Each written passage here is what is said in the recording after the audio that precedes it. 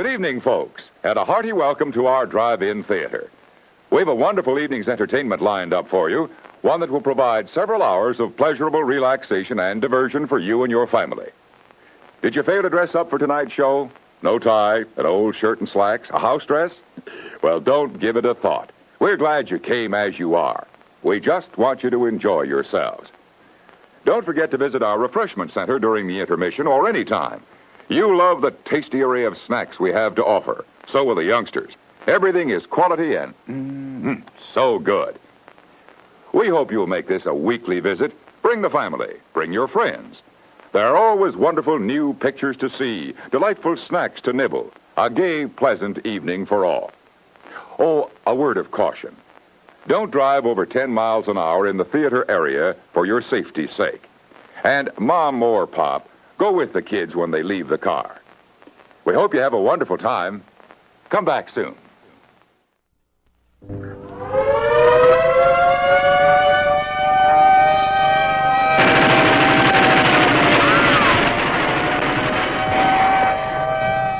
Why'd you set up the brake? Because I can use you.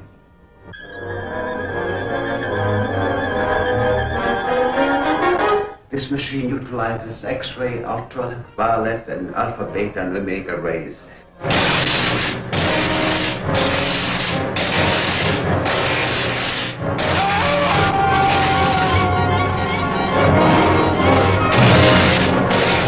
This man is a killer.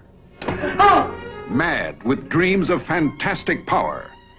We're conducting experiments requiring fissionable materials. That's atom bomb stuff. The government has that locked up tighter than Fort Knox. You'll work for us faithfully or you'll be turned over to the authorities. I understand there's a reward of $5,000 on your head. No money is safe. No man is safe. Nothing stops the amazing transparent man. Into army-guarded secret government vaults he goes, stealing confidential nuclear material, holding in his unseen hands the key to world power. But the amazing transparent man wants first vengeance. If I choke you hard enough, you'll bring me back.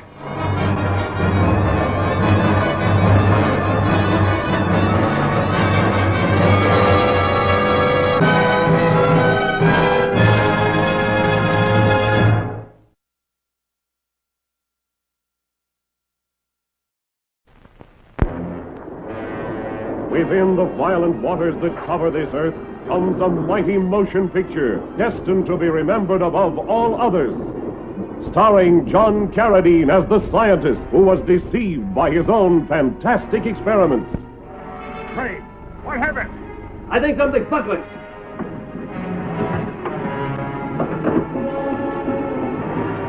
Hey! Hey! Can you hear me? This story of a group of scientists who penetrate the depths of a mysterious ocean brings you underwater thrills and breathtaking excitement as they travel mile after eerie mile through the black waters to ultimately discover the incredible petrified world. See women struggle for survival as they become lost in a world of incredible danger. Caverns explode violently as underground volcanoes unleash their tremendous fury.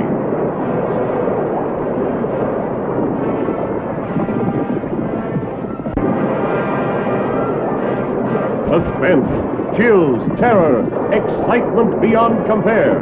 Never has a motion picture captured the amazing story, the gigantic spectacle, the staggering force of the incredible petrified world.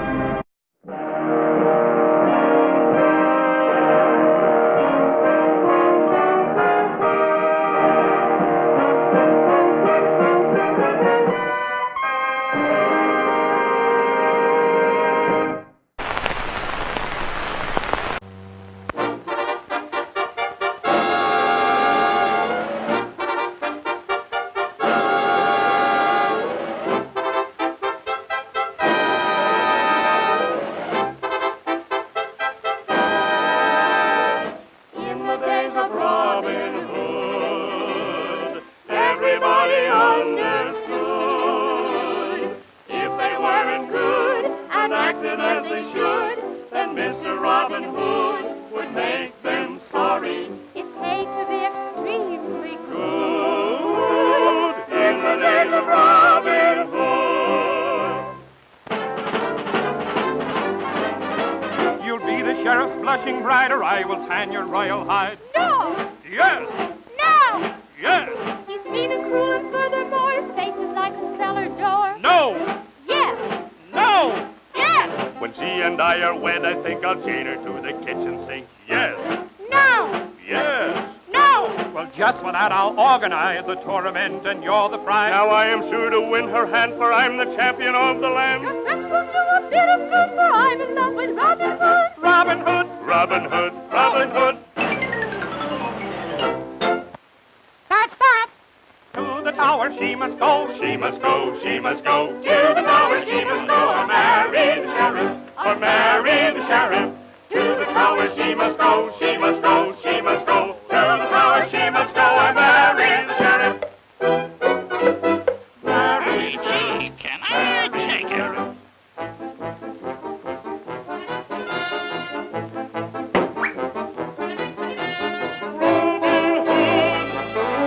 Yes, Robin Hood.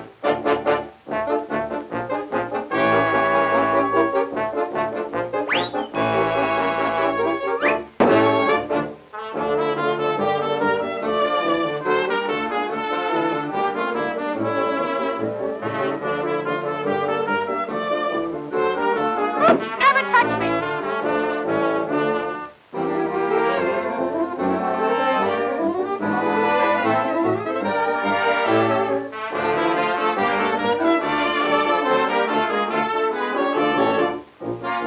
Ready! Aim!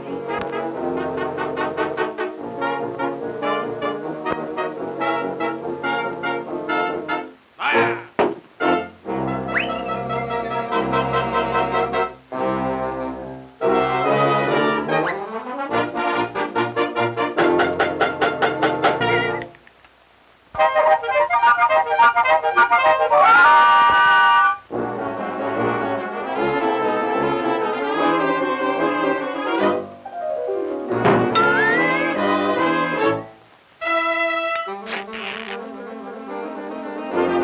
We got a princess, but how the fool, the sheriff will save the princess. Princess, look!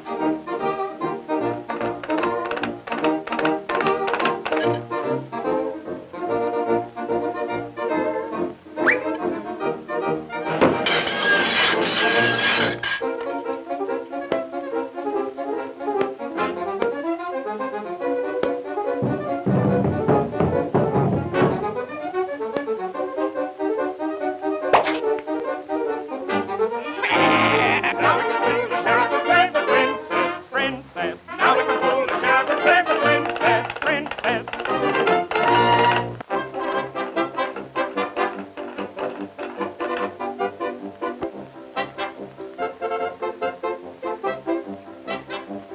Holly G, the boyfriend!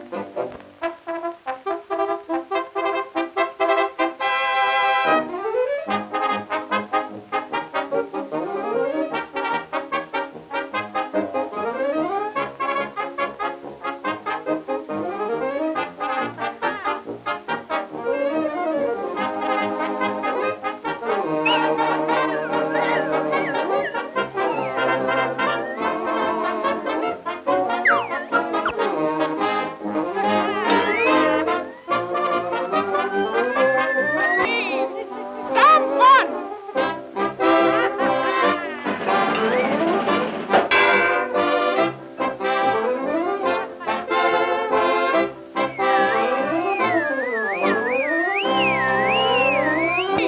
On the button!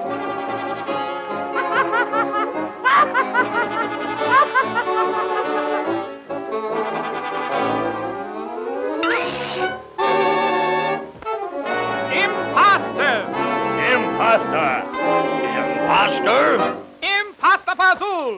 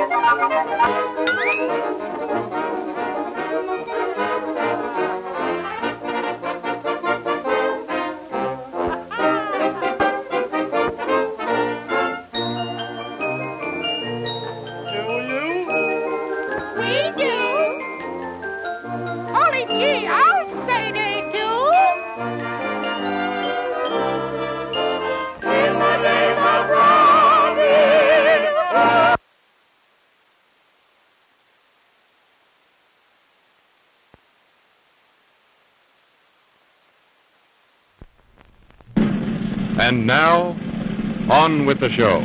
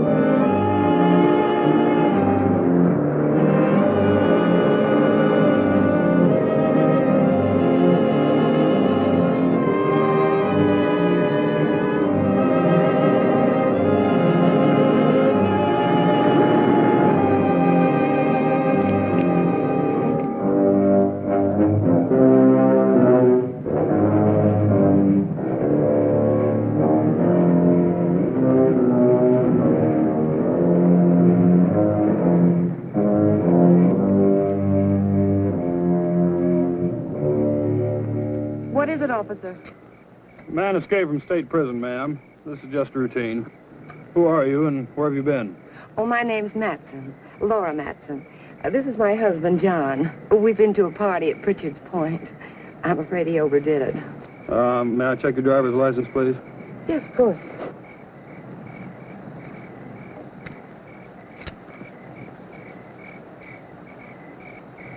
What about your husband's? Well, that's why I'm playing chauffeur. His license was suspended. Drunk driving. Well, there's no need to bother him. He's had enough trouble for one night without waking up and staring into the badge of an officer. Very sorry to have inconvenienced you. Well, that's quite all right.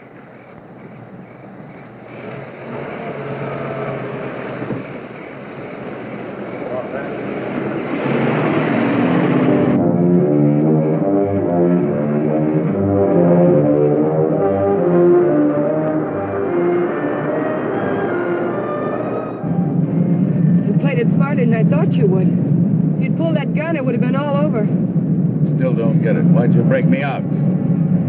You'll find out when we get where we're going.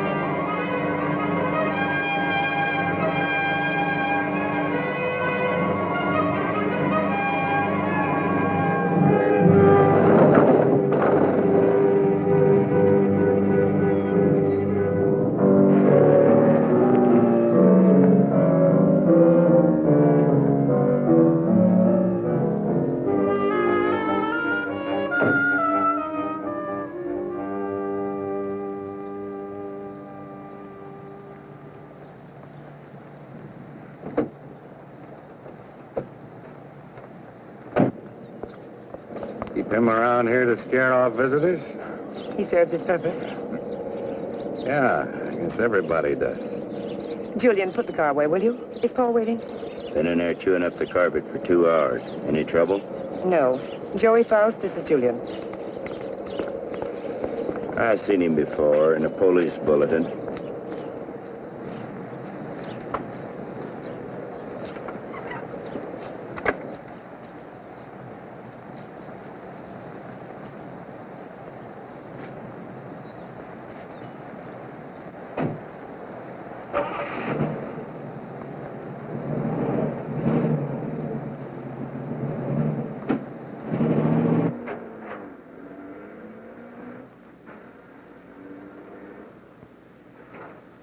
Thank you.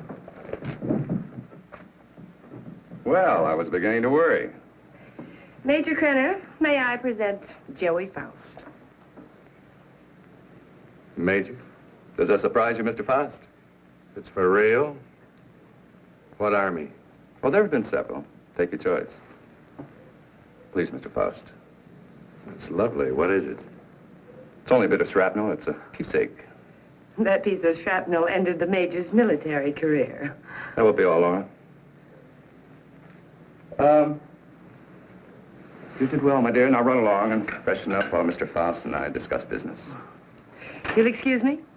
Major. Go ahead. Take off the coat if you wish. I know you'd like an explanation.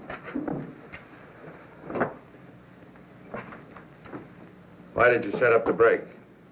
Oh, I can use you. You have quite a reputation in the underworld, somewhat of a genius when it comes to opening safes and vaults.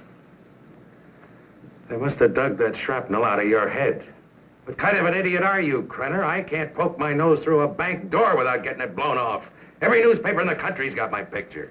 You're bitter, Faust. Mean and bitter. You trust no one and you hate everyone. You're the kind of man I need and understand. Because I know all about your background. Yeah. What do you know about me you couldn't have gotten out of any newspaper? Well, I check closely on all the people I use. I know about the wife who turned you in and the child you've never been allowed to see.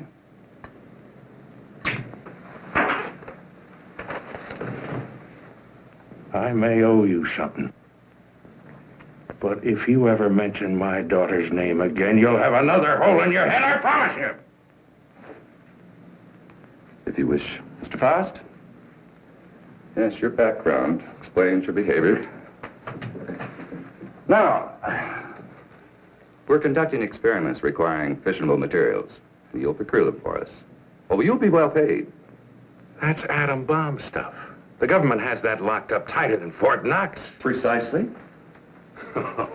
Include me a long way out, chum. You're hardly in a position to bargain, Mr. Faust. A man with a gun doesn't have to bargain. Oh, true. But I'm certain Julia would disagree with you on that.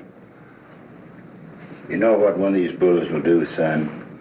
It'll rip out your spine and roll it up like a ball of string. What's the score, Krenner? You'll work for us faithfully, or you'll be turned over to the authorities. I understand there's a reward of $5,000 on your head. And just what are these authorities going to say about your part in the break? Police need know nothing of my part in the escape. You see, they'll also pay $5,000 for a dead Faust.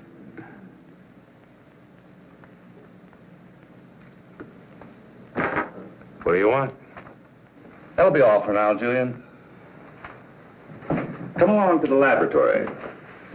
You got a lab here? Oh, yes. We're completely equipped for our experiments. I made an extensive search before selecting this ranch as an operational base.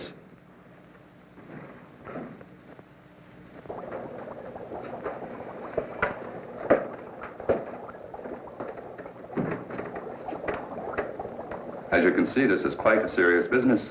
Dr. Ulof, come here. Yes, Major Krenner. Dr. Peter Ulof, Mr. Faust. Mr. Faust has joined us. He'll be supplying you with the vital materials. Dr. Ulof is an eminent nuclear scientist. Would you prepare one of your subjects for the ray treatment, Doctor? We must impress Mr. Faust with the end result of your highly acclaimed scientific labors. Ulof. I've heard the name. Oh, undoubtedly you have. I was quite fortunate in convincing him to continue his work here for me.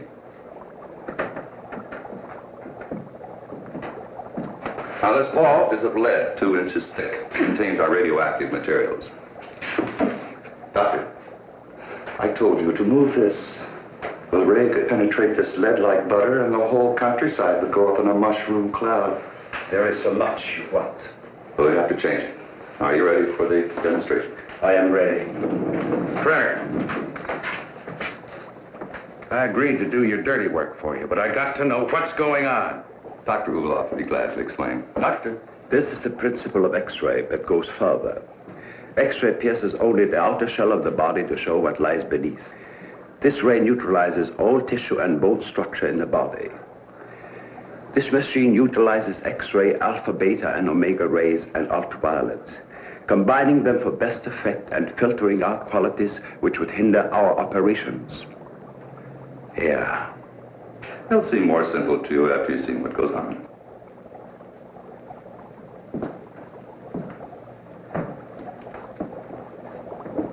Why are you so worried about this box? Oh, even a lead shield doesn't cut off all rays. It simply strains them. Considerable precision still gets through. Any accidental concentration of rays from this apparatus could set up a chain reaction in the materials in the vault. A nuclear fission could result. Doctor?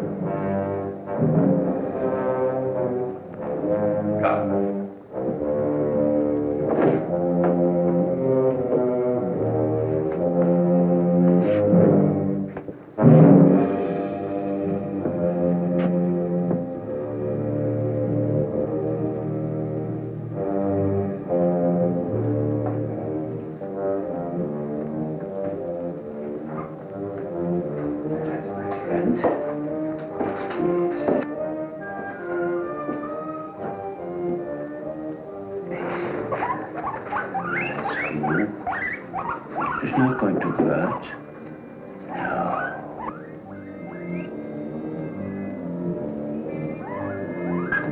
Don't be afraid. That's a good fellow. Yes.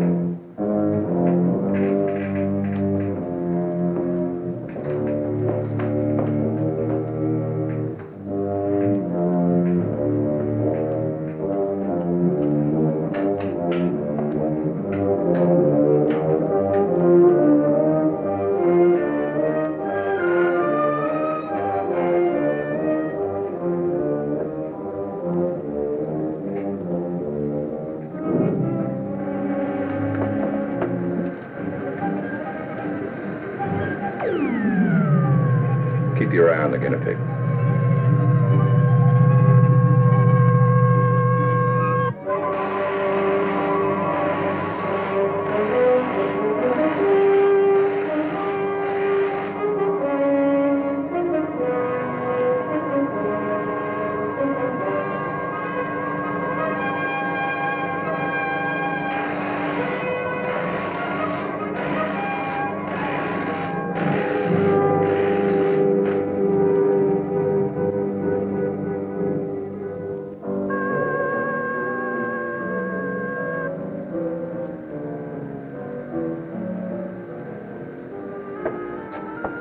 Come on, Mr. Foster.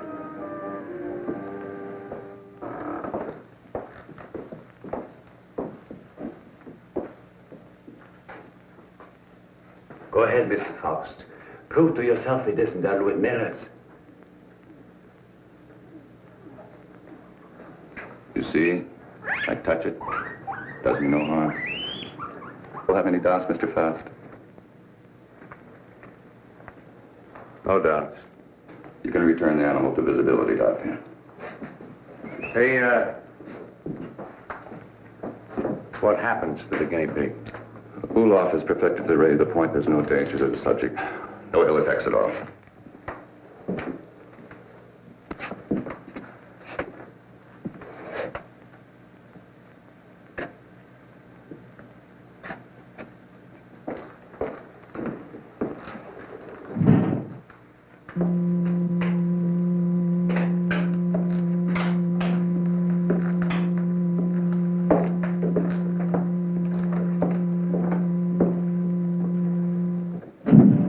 From the peephole, you'll find the guinea pig is unharmed.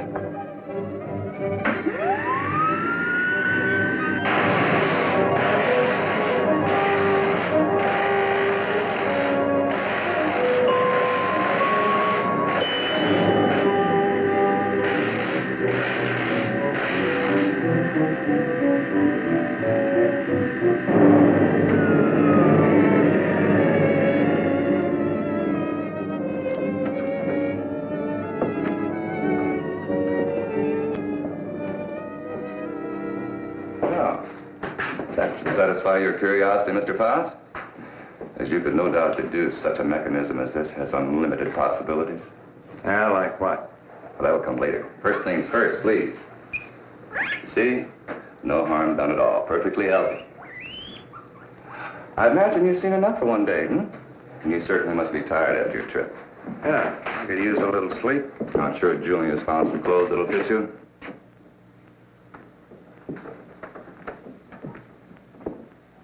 What is in here? It's no concern of yours. Come on, Mr. Faust.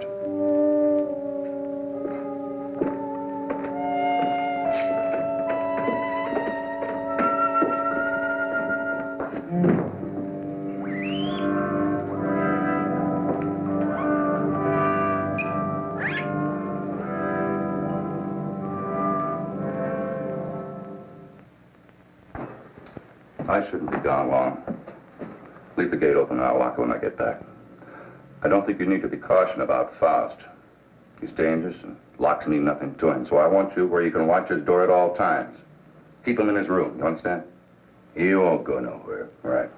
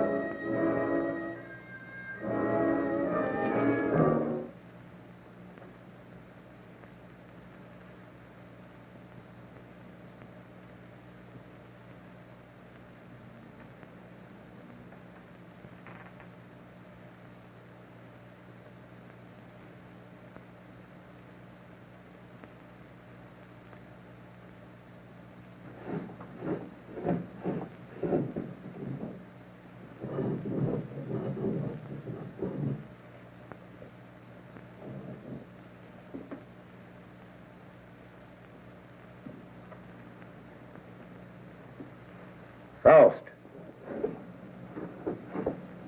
You in there, Faust.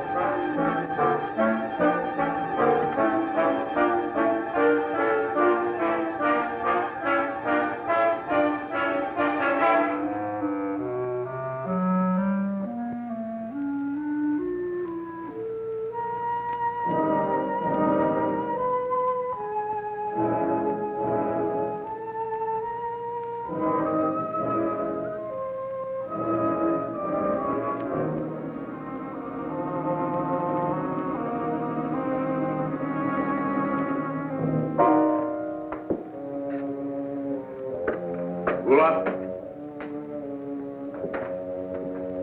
Dr. Ulof?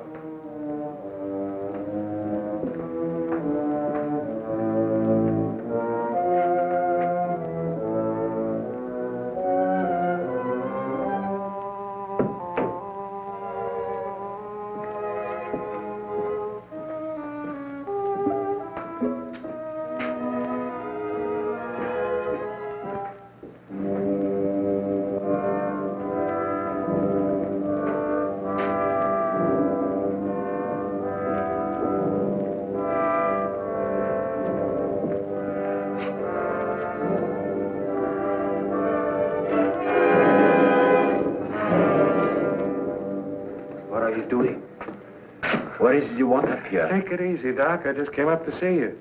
Thought maybe they had you locked up in there. Not I. Only what's left of my soul. Came to get some answers. You seem about the only one around here who isn't a member of Krenner's fan club. I have nothing to say.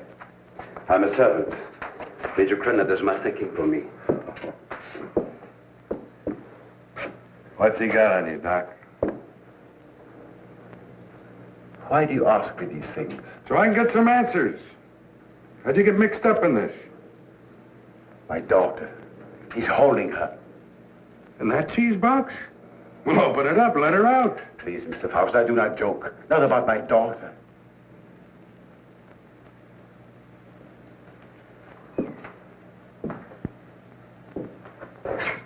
All right, Doc. Start at the beginning. How'd you get over here? At the end of the Second World War, I fled my own country with my baby daughter. My wife had died of experiments. I had been forced to perform on her in a concentration camp. Your own wife? All my patients wore hoods. I couldn't see their faces. I didn't know my wife was one of them until it was too late. Well, that still doesn't explain how you got here. I came to this country as a refugee. No one knew I was a scientist, except spies like Krenner. After my wife died, I wanted no more of science. But Krenner forced me to come here. Use your daughter? If I do not do as I'm told, she will be killed. If I carry out their orders, she has security. I have only a few more months to live. But Krenner has seen to it that she will be provided for. You don't think he's going to keep that promise, do you? What choice have I? Soon I'll be dead. But my daughter's life is at stake.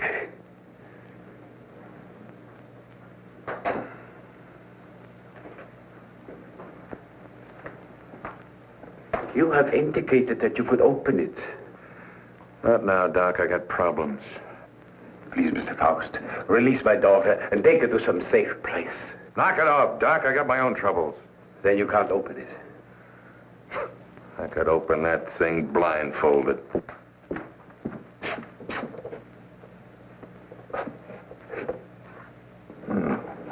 Quite the little psychologist, aren't you, Doc? That's good reasoning.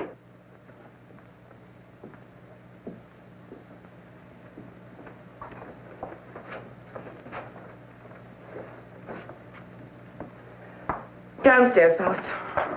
And please try not to be amusing.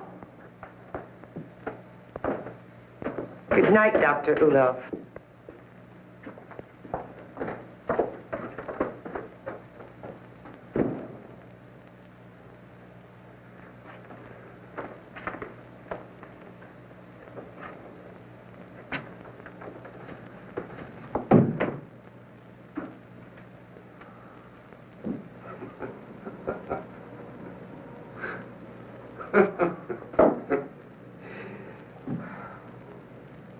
What's next, Mata Hari? You gonna shoot me? Krenner probably will when he gets back. He doesn't appreciate disloyalty. Julian's the loyal type. All it got him was a lump in the head. He's still out. I couldn't bring him around. What's so humorous? And for a dame that's supposed to be so greedy, you don't know a thing about playing a hole card. Oh? Ever think how much that ray would be worth to a guy who wanted to rob a bank?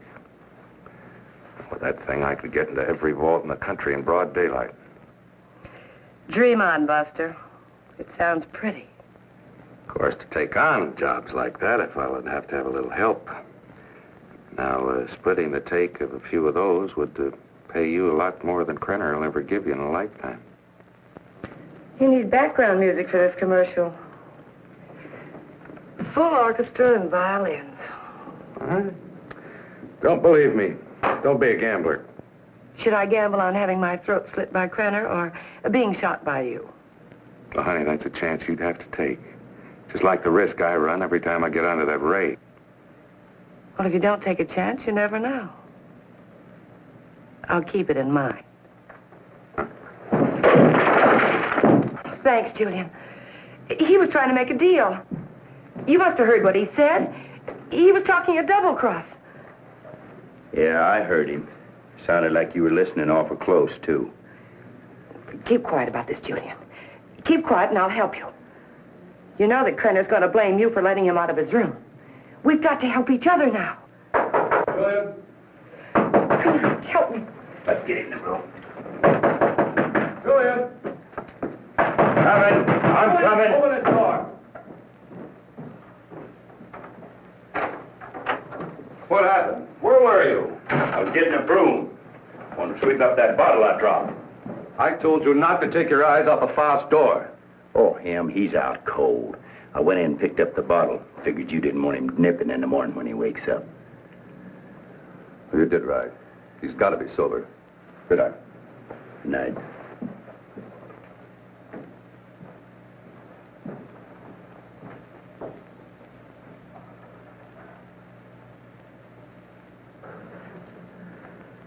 What'd you do that for? Save your own skin? This idea of yours does interest me. I figure you need me more than I need you.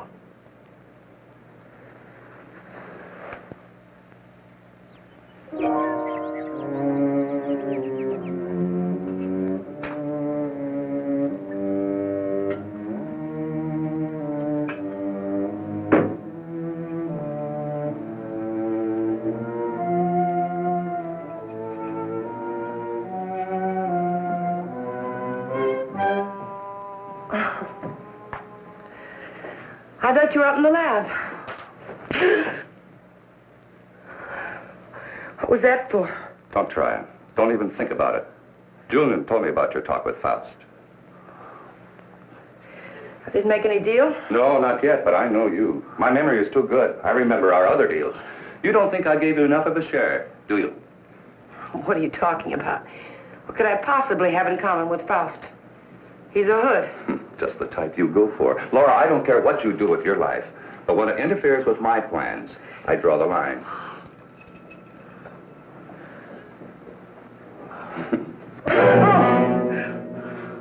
Well, that's a dot on the I. Lay off the vodka. I want you ready when I need you.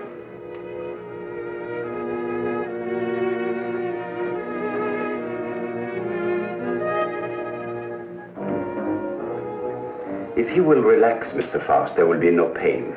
You may lose consciousness for a few moments after you become invisible, but there should be no other ill effect. How do you know it'll work on a human? Do you know what'll happen? We made hundreds of such experiments. There can be no slip-up.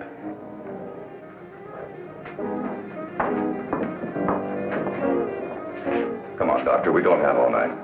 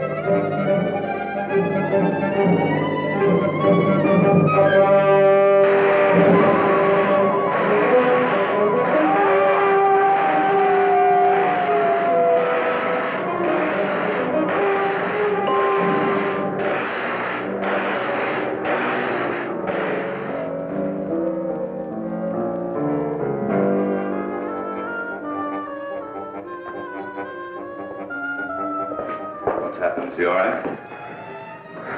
His pulse is quite rapid, but that is to be expected. Well, why is he breathing like that? It may be shock. Faust, can you hear me? Can you speak? Faust, try to sit up. He stopped breathing. Well, do something. He's gone. What?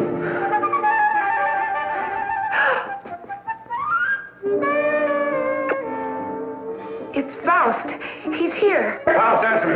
You... Faust, listen to me. You'll remain invisible till I want to return to normal. So you're...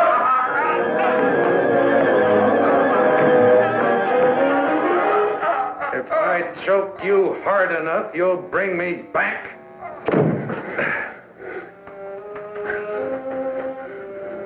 Just showing you how badly you need me. And my loyalty costs money.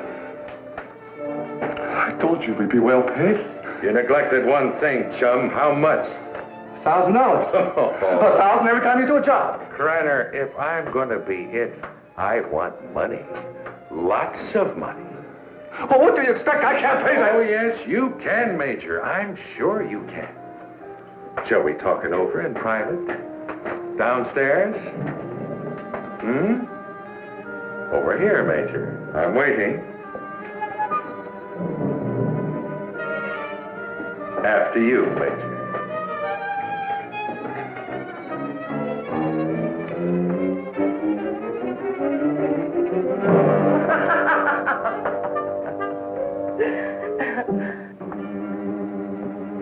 So you don't think 1,000 is enough? You're a real case, Major. You think everyone's supposed to jump when you open your big fat mouth when you've forgotten one thing? Forgotten what? You gotta have me, chum. Now, whatever you're up to, I'm worth plenty to you, or you wouldn't have gone to all that trouble of breaking me out. You're a dead duck without me. What do you have in mind? Well, walking into that nuclear vault's worth about 25 grand. Let's get a little air in here.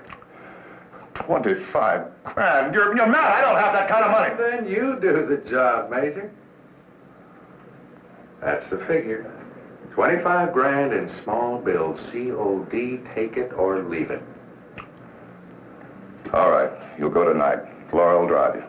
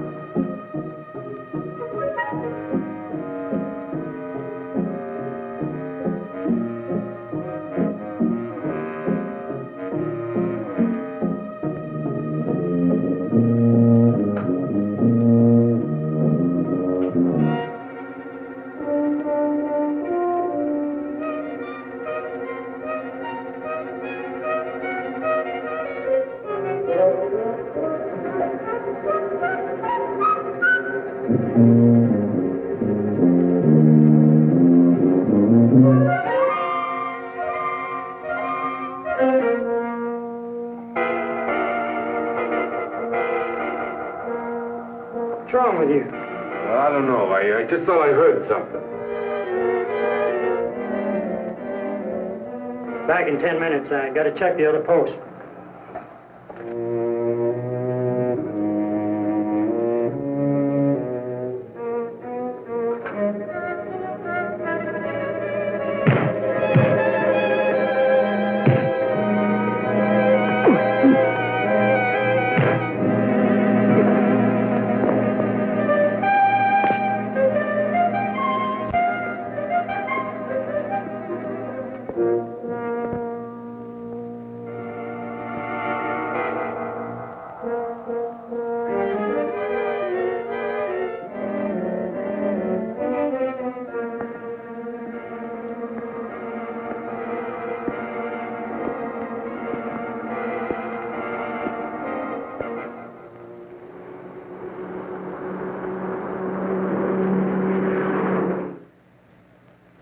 You didn't see anyone anyone during all this? Well, no, sir.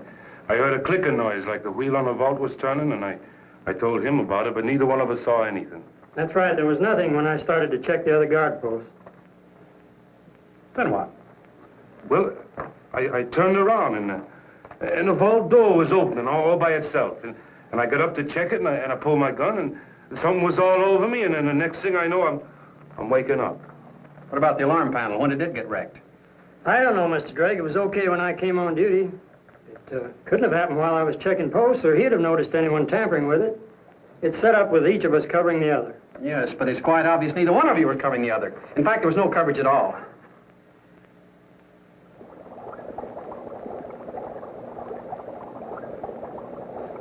All right, Doctor. What was it you wanted to tell me about the guinea pig? It was only a matter of time. It died despite of resistance it was developing against radiation. What about Frost? It's too early to tell. But each time it will take longer to reduce him to invisibility, less to return him to normal states. He will also develop a resistance. What about the new material, the X-13? I need more time to study it. Its properties are different from other nuclear materials. I do not like keeping it here. Its bombardment ratio is also much lower.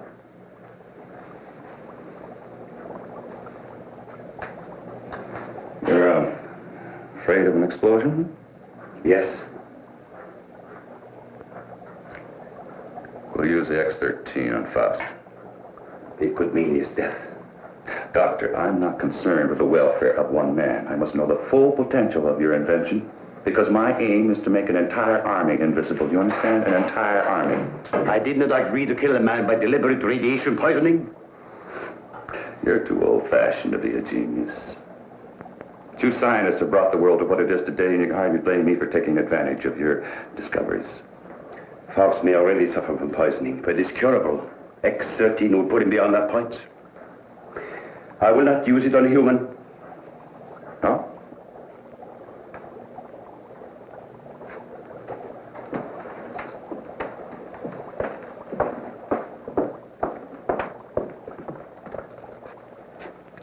If you have an alternative, Doctor, I'd be very happy to discuss it with you.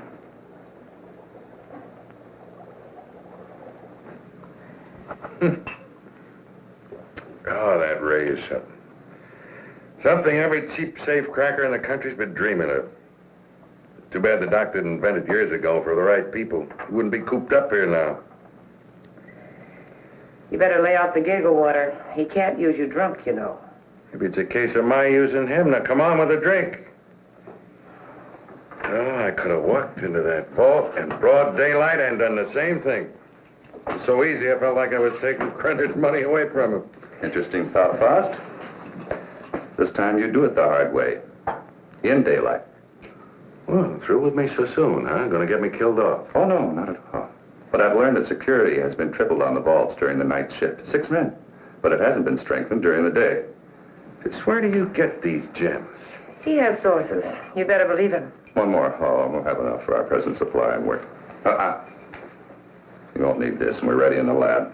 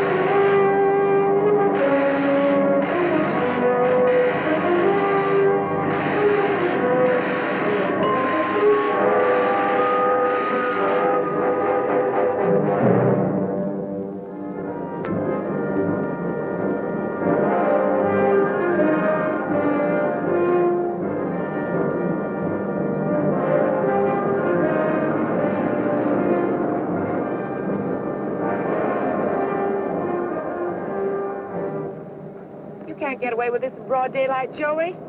Why don't you stop running Krenner's errands? Let's not get any more involved. Don't get emotional, baby. You're nice as a playmate. Let's keep it that way. Let's understand that, Well, they may not see you, but they're bound to see the lead container when you try to get it out. You got it all wrong, honey. Today's the day we take the bank. In broad daylight, you're crazy. You're talking to a professional, remember? I don't have to worry about time locks or anything like that.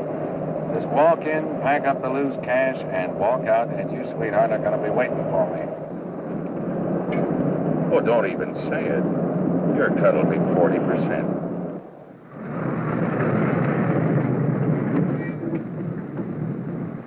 I'll have to climb out.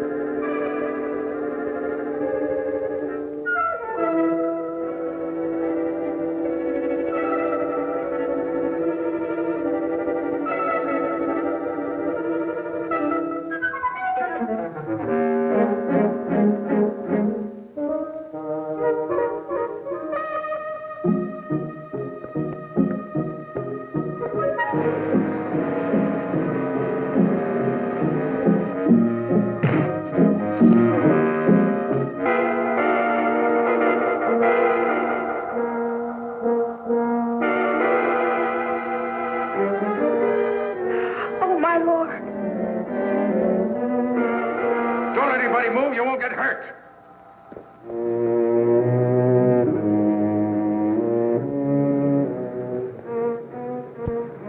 What's the matter? What's Drive. the change? Drive.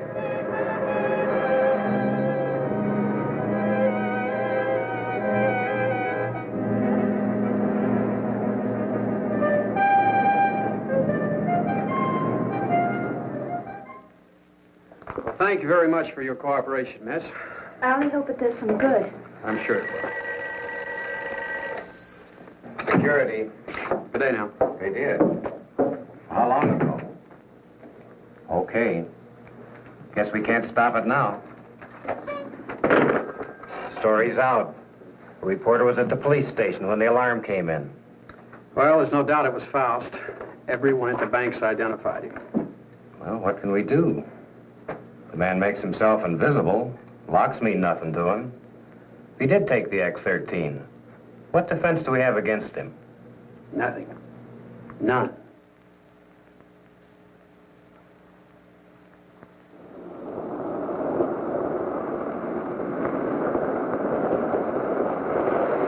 Hold it here.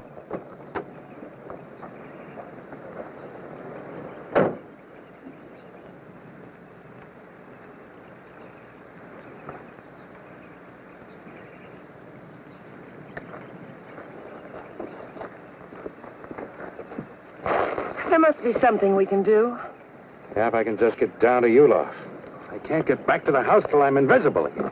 Police report the so-called invisible man who robbed the Coatesville National Bank has been identified as Joey Faust, escaped convict and safecracker. Witnesses said the robber became visible before their eyes. Citizens are warned. Oh, he's got to come back, and that tramp, too. I'll teach them to double-cross me. Take my bags outside and then watch for them. Right.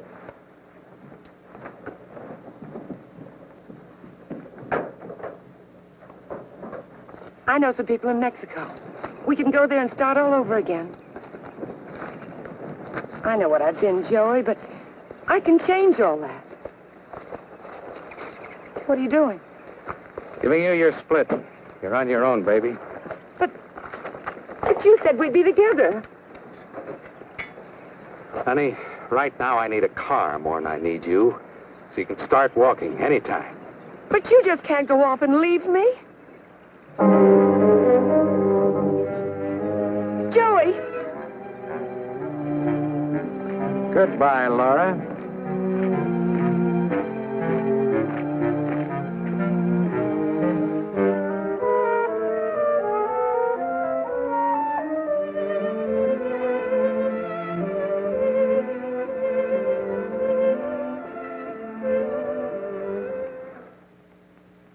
We'll leave everything except the nuclear materials.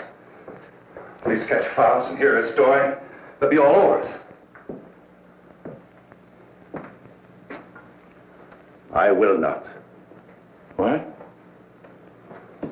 I have been running away most of my life. Doctor, there's something wrong with your formula, but we'll work it out in a new location. A visible army is worth billions. An army of dead men, Major.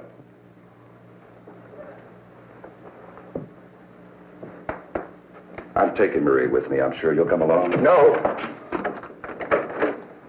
Marie, my dear.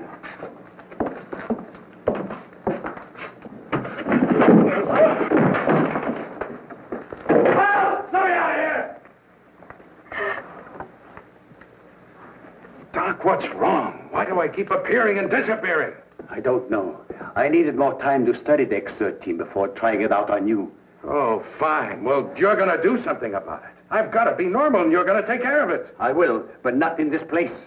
Well, why not? I got him locked up. I want to be taken away from here, my daughter and I. Only then I will treat you. But... All right, let's blow out of here.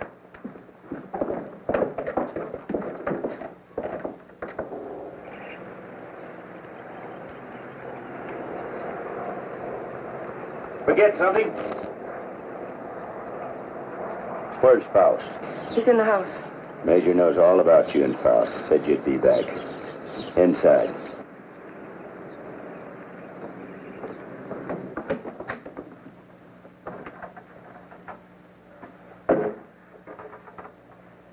Come on down, Faust. Put that thing down. I take my orders from the Major. I have to. The Major? Let me. Julian, you believe what he told you about your son being alive in prison and in Europe? Yes, I do.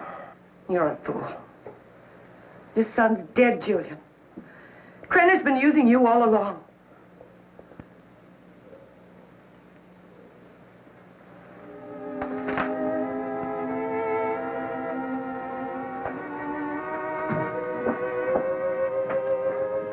She's right. So you had to come back. Come on.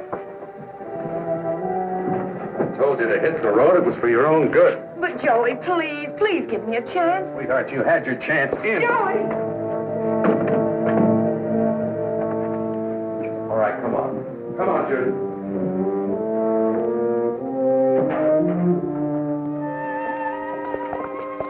You know what Krenner is after?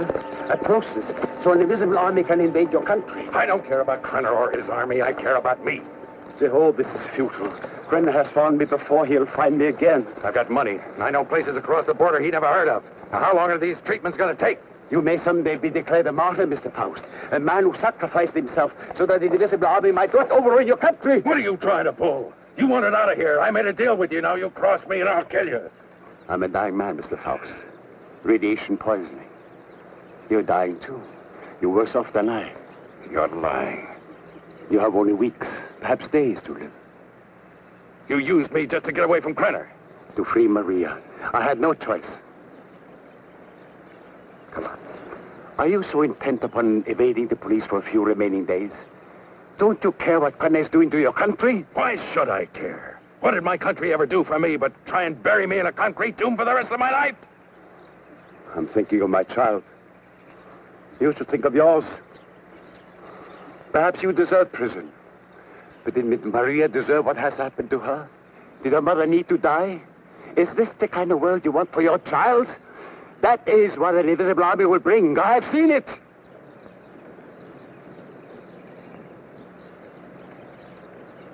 How much longer I got? A month. No more.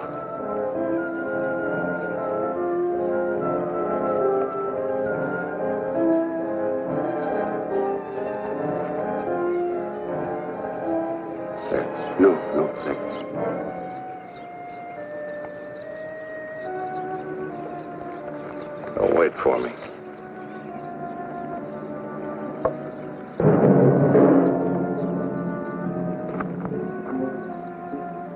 There is a man who has unlocked every door except the one to his own soul. Now he has the key. Come, my dear, we must find a telephone and notify the police.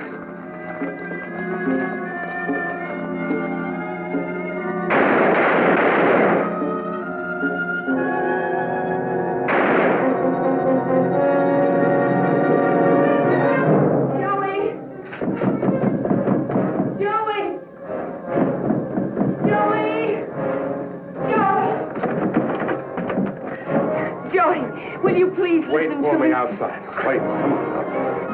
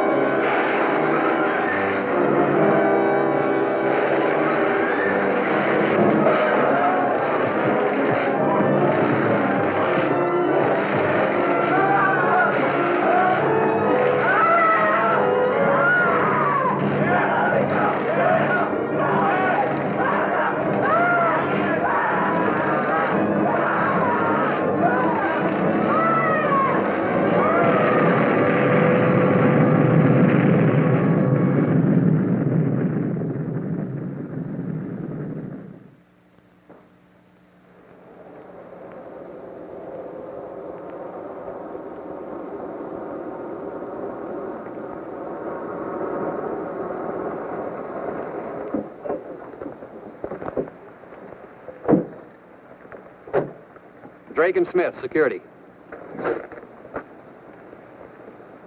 Sorry, I got my orders. No one enters this area. Too much fallout for safety. All right, officer. Just a minute.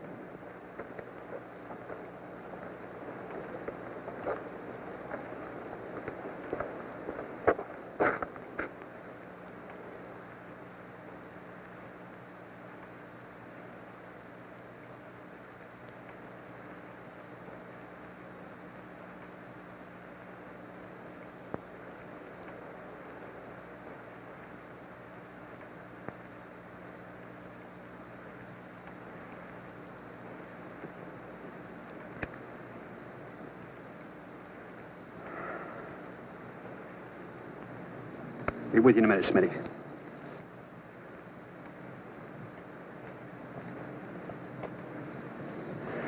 Well, Doctor, you and your friends have succeeded in blowing up half the county. There isn't enough left out there to make ashes. I'm deeply sorry, of course. But as I told you before, I didn't do anything by choice. I warned Major Krenner of the danger involved. But you must realize his was a deranged mind. All he could think of was the creating of an invisible army and the power such a force would give him. You know, Doctor, this idea of an invisible army is quite interesting. Imagine what our counterintelligence could accomplish if they were able to become invisible whenever necessary. The Central Intelligence Agency has already discussed the possibilities with me. But my friend, think of the danger if the secret were stolen from us. It has happened before, you know. Perhaps it would be better if we Let the secret die with Major Krenner and Joy Faust. It's a serious problem. What would you do?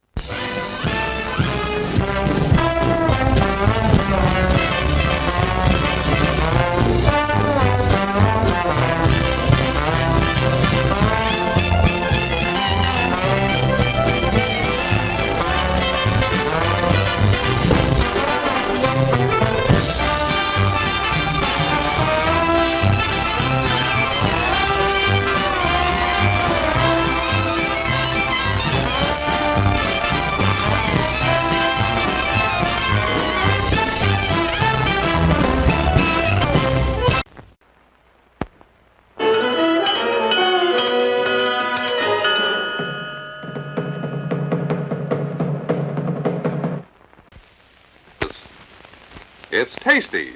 It's taste tempting. It's an old-fashioned pepper steak sandwich.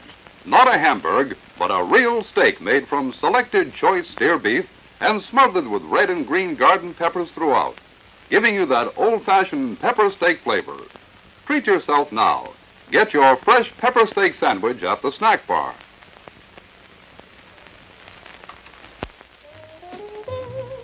What's your pleasure, sir or madam, and all you kiddies too? Sandwiches, freshly made from quality ingredients, soft drinks, cool, tangy, and refreshing. A hot dog? There you are, tender, juicy, done to a turn with some fixins. Hamburgers, ma'am? Just the way you like 'em, meaty, moist, and broiled to perfection. Soft drinks, kiddies? Take your choice, cold, tingly with flavor, all your favorite soft drinks for your selection. Something to eat for everyone, soft drinks to make your evening complete. Delicious, fresh, and satisfying to help your entertainment reach the peak of family fun.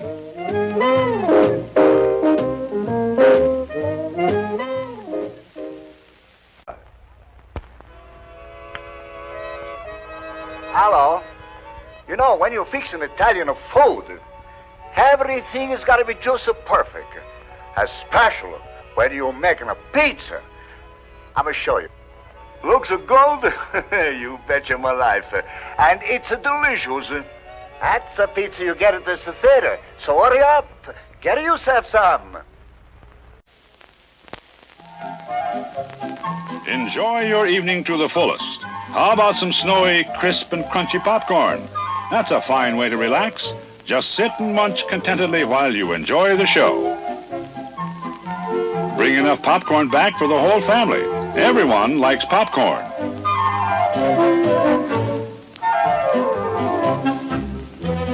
And now, Mom and Dad want a cup of good, satisfying coffee. That's the kind we serve, full of flavor and satisfaction.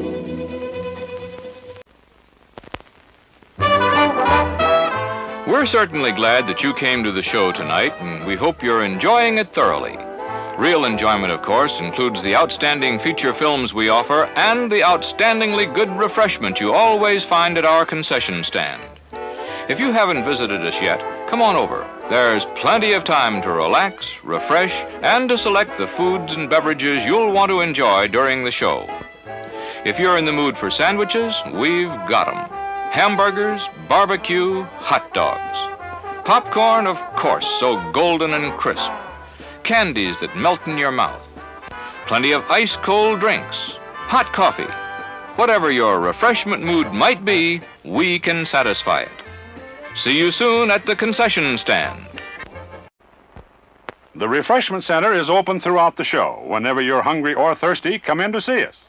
We have a big variety of delicious foods, refreshing beverages, tasty candies. See you soon.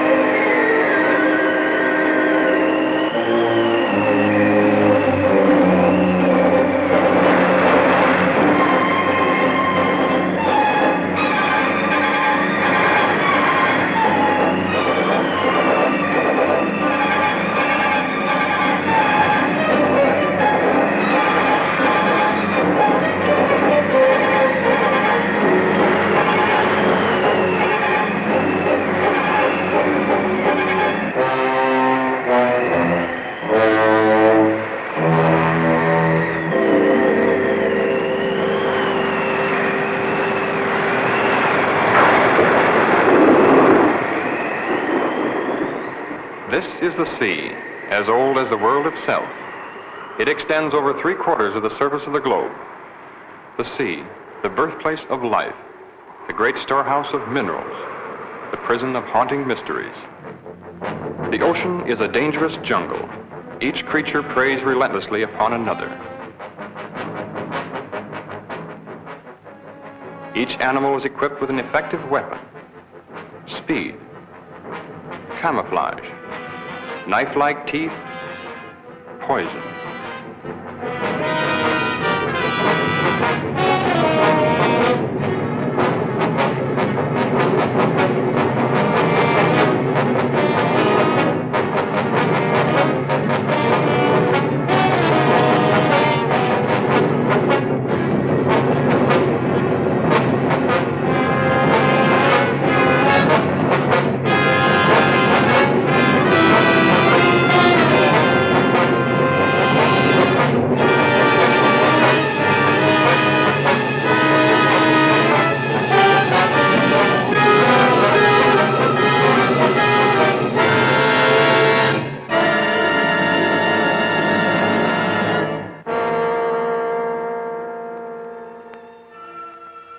Since time began, the ocean has withheld its secrets. Man has ventured merely to its threshold. Oceanographers have, with precise instruments, presented us with a framework of facts. Around these facts, our imaginations reconstruct the eerie, forbidding atmosphere of the deep. Scientists, working with sonic equipment, discovered a mysterious layer which returned an answer to sound waves. This layer measured over 300 miles and lay 1,500 feet below the surface. It was soon noted that the phantom layer rose to the surface at night and descended to the deep water in the daytime. It is composed of living creatures capable of locomotion that are apparently strongly repelled by sunlight. Some oceanographers believe the layer to be made up of plankton. Others suggest that it is a gigantic concentration of fish. The most startling theory about the phantom layer is that it is composed of millions of squid. This theory is supported by the fact that squid are tremendously abundant. As the sun's rays become weak and soon turn into complete darkness, the fish are all black, brown, or silver. In the blackness of the deep sea, the strange phenomenon of luminescence is found. Half the fish that inhabit the darkened waters are able to turn their luminous torches on or off at will. Lower forms of life are known to have this luminous ability as well. Some fish have rows of lights. Perhaps these are signals, signs of recognition. The deep sea squid ejects a fluid which becomes luminous, a counterpart to the ink ejected by his cousin who lives in shallow water. The eyes of many creatures who live in the black world are enlarged and protruding, making the most of the intermittent lights which may reach them. On the other hand, some animals have no eyes at all. They have developed and perfected antennae and feelers. Their entire world is known to them through the sense of touch. Several years ago, a fish was caught alive off the southeast tip of Africa. It was an amazing sight. This animal was supposed to have been dead for at least 60 million years. After this discovery, they found the frill shark. He lived 25 to 30 million years ago. Perhaps there are other such anachronisms to be found in this region about which we know so little, other links with the past. Perhaps we can find the answers to many of these questions. We are now prepared to invade this black wilderness.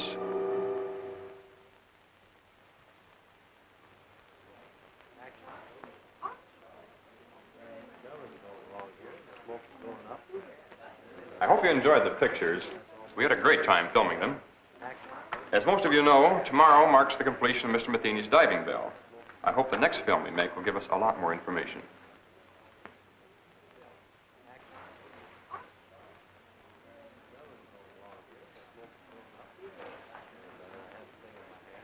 You really think you'll find it much different at greater depths? Occasionally, a new species may rise briefly to about 100 feet from the surface and be seen by a diver. They return quickly, however, to, about 600 feet. We intend to see what may exist thousands of feet below that. Matheny, I've had a lot of admiration for the things you've been doing in shipbuilding and navigation equipment. Oh, but this diving bell of yours is sheer nonsense. It's a waste of money. I'm sorry you don't share our enthusiasm. Even if it does work, which is doubtful, does that justify the cost involved? Curiosity is one thing, but you spent over $70,000 on a toy. Have you ever heard of Millard Wyman? Of course, I've read his books, and I believe he's your brother.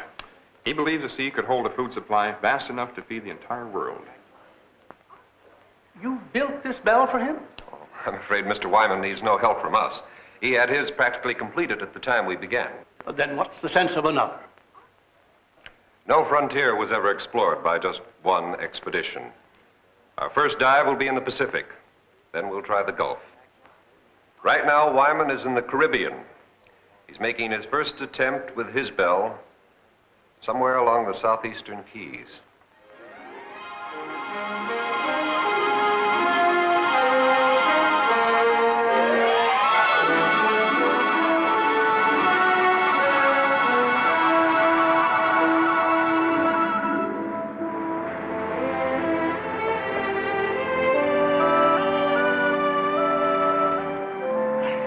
Our position's perfect. Good. Better take a rest while I double-check the bell. I'll be ready as soon as I get in some clothes. Craig says the location is perfect. Looks like a big moment's finally here. Well, Laurie and I are all set. How about Miss Marshall? Oh, yes, I better... No, never mind. I'll get her, Miss Wyman. Try to relax, Mr. Wyman. You should be elated, not worried. I guess I'm too anxious. To look at me and think I was the one who's going down there. Let's get going on. Wait a minute. We shouldn't release anything until I come back up here with the pictures. What do you think I'm going down in that contraption for? Look, we'll have an absolute exclusive on this. Every wire service will get the depth information, but we'll be the only ones with the actual pictures. Now, doesn't that make much better sense? Come on, lady reporter. The time has come for your promotion. Or should I say demotion? Well, whatever it is, Skipper, you won't lose me on this show. I'll go on back to shore and call the office.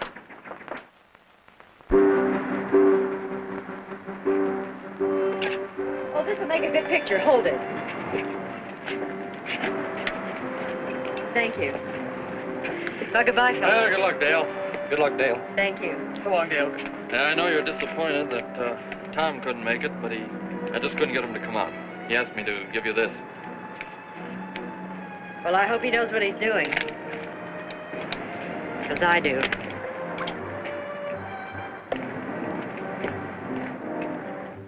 There, this is in good order.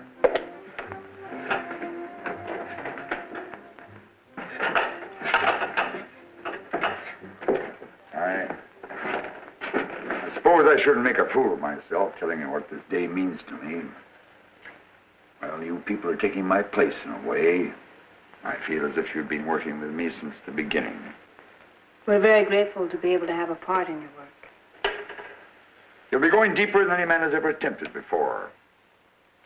I wish I could go along with you. I know how you feel, Mr. Wyman. But I'll be talking to you every inch of the way. I know, Craig, but it's not quite the same thing. Well, good luck, Craig. Thank you. Paul. Mr. Wyman. You girls will let me down now. You take care of these fellows if they get scared.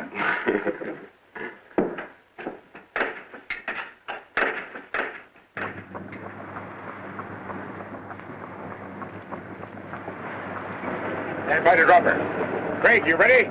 Ready whenever you are. Air pressure okay? Fine. Everything's 100%. Here we go. All right. Release!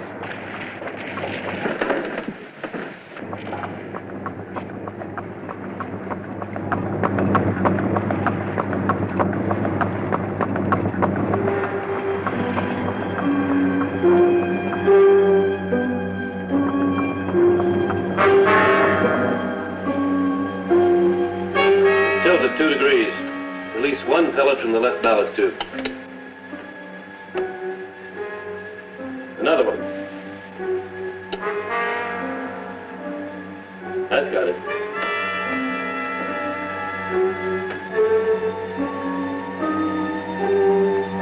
You just passed 1,000 feet, Craig. How's it going? Everything's fine. Just release 2 pellets to get a balance.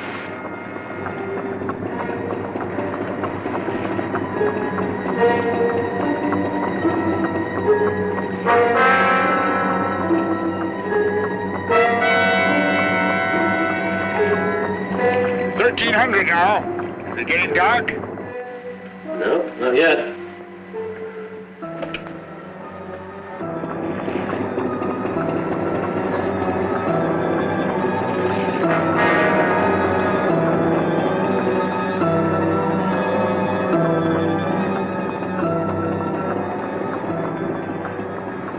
Can't be any sun penetrating now. You're almost 1700. That's funny. Only half the lights are working. Checked every cable, no breaks. Craig, are you okay? I don't know. Oh, the lights. Craig, what happened? I think something's buckling. Craig, what's sparkling? What's sparkling, Craig? The cable slipped. We're hanging over to one side. I think we're gonna... Craig! Craig! Can you hear me? Craig!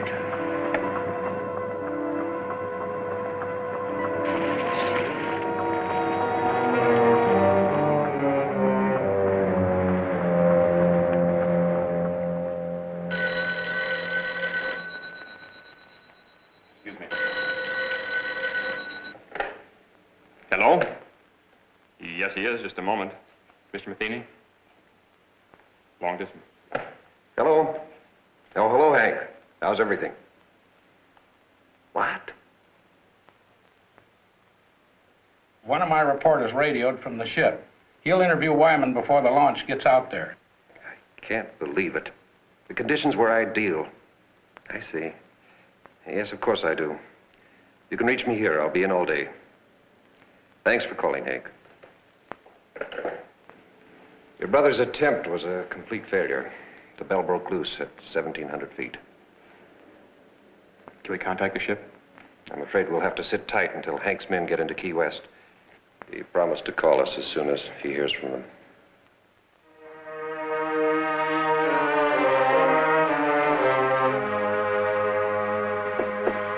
Mr. Wyman, sorry to barge in on you this way. We'll be leaving the ship soon. I wonder if you'd give me some information. You saw everything. What can I add to it? Would you mind telling me something about the occupants? I know Dale Marshall, but not much about the other three. The other three, as you put it, were very brave people. Overconfident as I was. Well, had they been working with you long? Laurie and Paul were students of mine at the Institute of Oceanography. Craig joined us a bit later on, mainly, I suppose, because of Laurie's devotion. Well, did they have any part in actually designing the bell? No, I'm afraid not. I am the only one who's responsible for that. Well, what do you believe went wrong today? I don't know. If I did, it wouldn't help matters. Well, the bell obviously had a weakness. You must have some idea where it was. Everything was planned and researched. I don't know the answer. The public will take a pretty dim view of your research. I suppose so. But opinion to me doesn't matter now.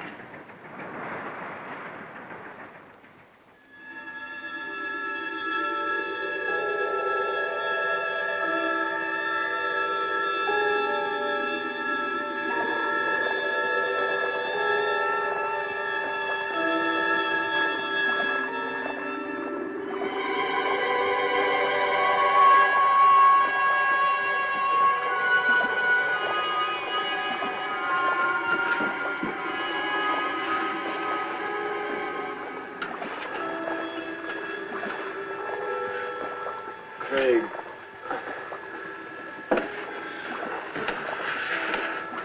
Breathe deeply.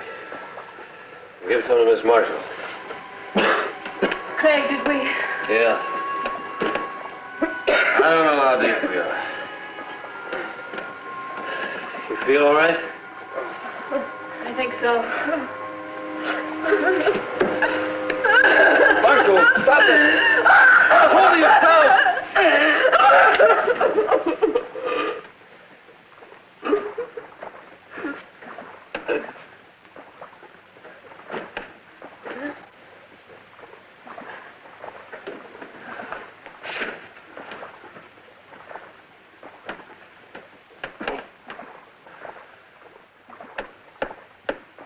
How much time do you think we have? About oxygen tank only holds 100 cubic feet. Well, at least the shutoff valves worked. We could have been flooded when the cable broke. Although I don't know what good it is to prolong the inevitable. Laurie worked with Wyman for 3 years to build this. Dale Marshall was going to get a big story. You were going to see new sea creatures for the first time. Pretty noble ambitions to be blown up by one engineering mistake. Oh, well, I probably wouldn't have seen any new... Craig. We're not on the bottom. There's light out here. We must be on some kind of a shelf not too far below the surface. I don't see how that's possible because we've dropped out of the penetration of light. Well, how could we have moved upward? I don't know. At this point, I couldn't care less. Will we be able to get out of this thing? Look, at this level, the pressure shouldn't bother us.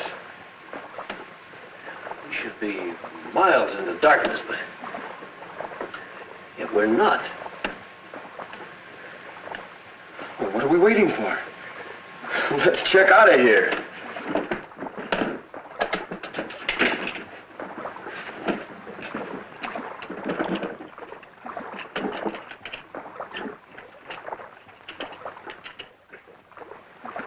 It'll probably be a long old haul to get to the surface, so just remember, try not to get panicky. Right. Well, you better go first. Give the girls somebody to follow. Right.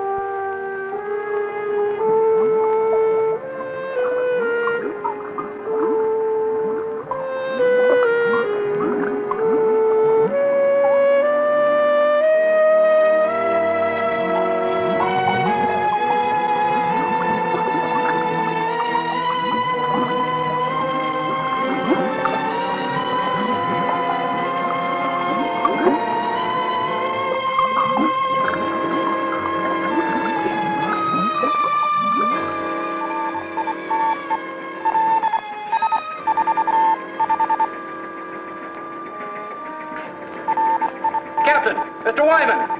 Come here, quick!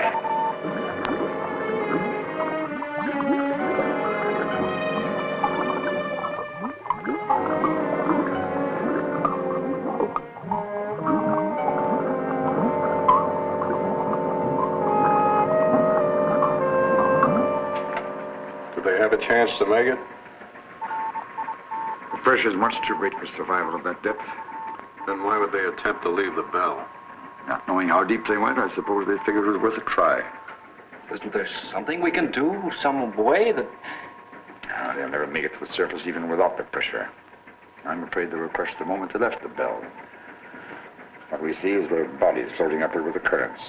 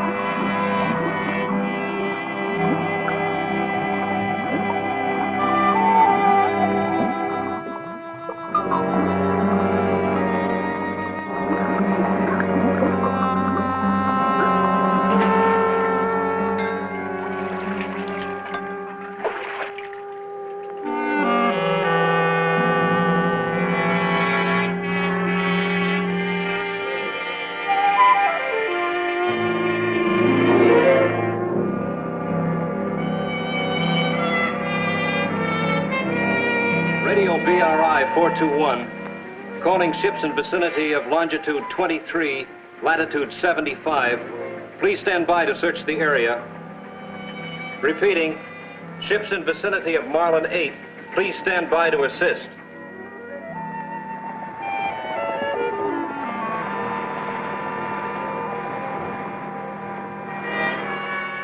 JCR 774. We're about a quarter of a mile north by east of original location.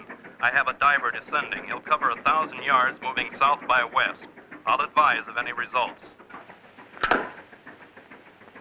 Got it. Over and out. How long do you think it'll take for the bodies to reach the surface? It's been quite some time since we lost them on the sonar. They may not come up this far at all. Prepare to move out if we don't spot them in about 5 hours.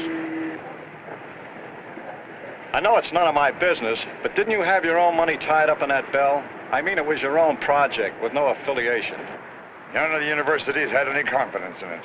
Only myself and those down there. I understand there's another bell ready, built by an outfit in California. My younger brother designed it. He'll be interested in finding out where mine failed.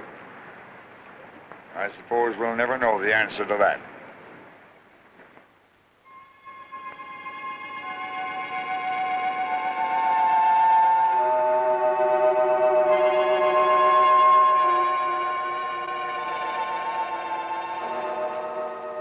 It's fantastic.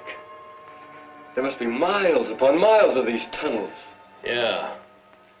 So many of them we could easily get lost. We better head back. Yeah.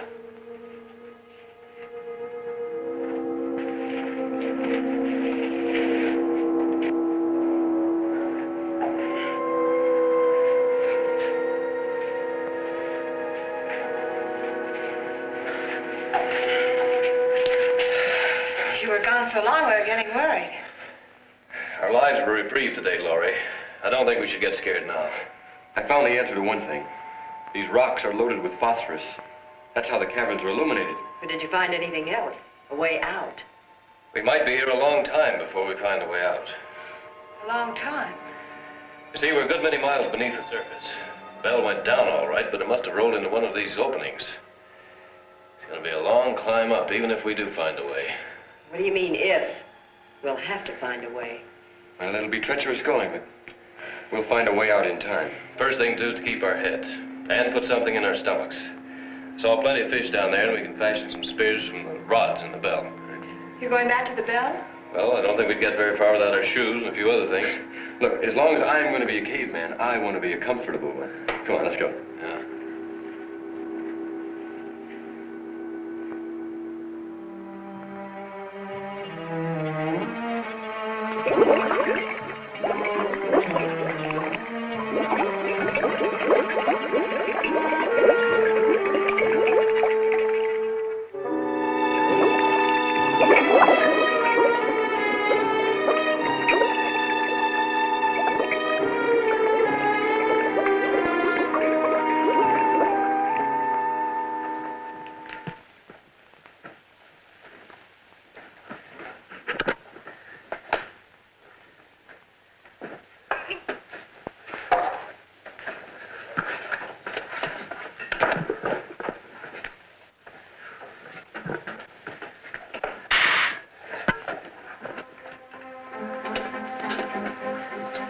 We better work fast. That tank's nearly empty.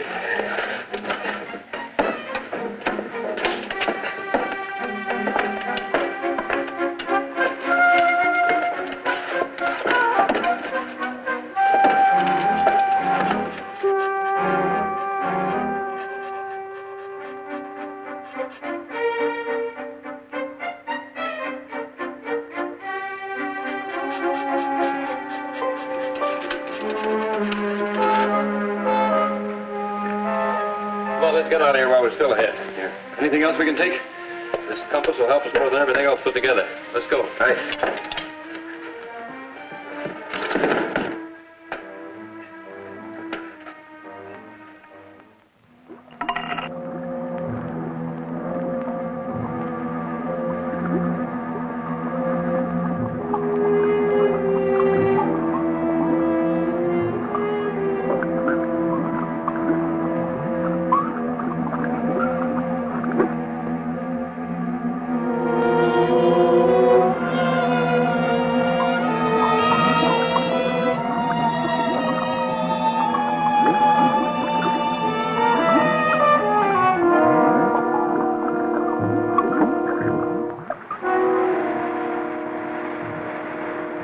we didn't leave any too soon. There's a storm following right in our wake. Come in. Excuse me, sir, but I have something I believe is important. Yes? Well, I called to you and Mr. Wyman while I was watching the sonar, but, well, apparently you didn't hear me, and I wanted to keep my eyes on the screen. You saw the bodies again? Well, sir, I don't know exactly what I saw, but I'm sure they weren't dead bodies. I saw two of the same masses move practically as they did before. How do you know they're the same? Well, the characteristics were identical, and they weren't floating. I'm positive they were moving under their own power. How long did you have them? Several minutes, sir. They moved along together, then one suddenly changed direction. I lost them at exactly the same spot as before. You probably saw some large fish that were curious about the bell. Begging your pardon, sir, but I've seen plenty of fish on that screen. I know this reading was of something else. You said they changed direction. Currents are pretty strong at that depth. Well, only one veered off. The other continued straight up.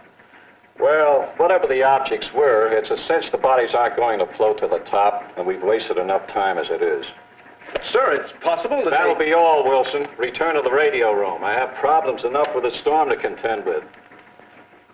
Yes.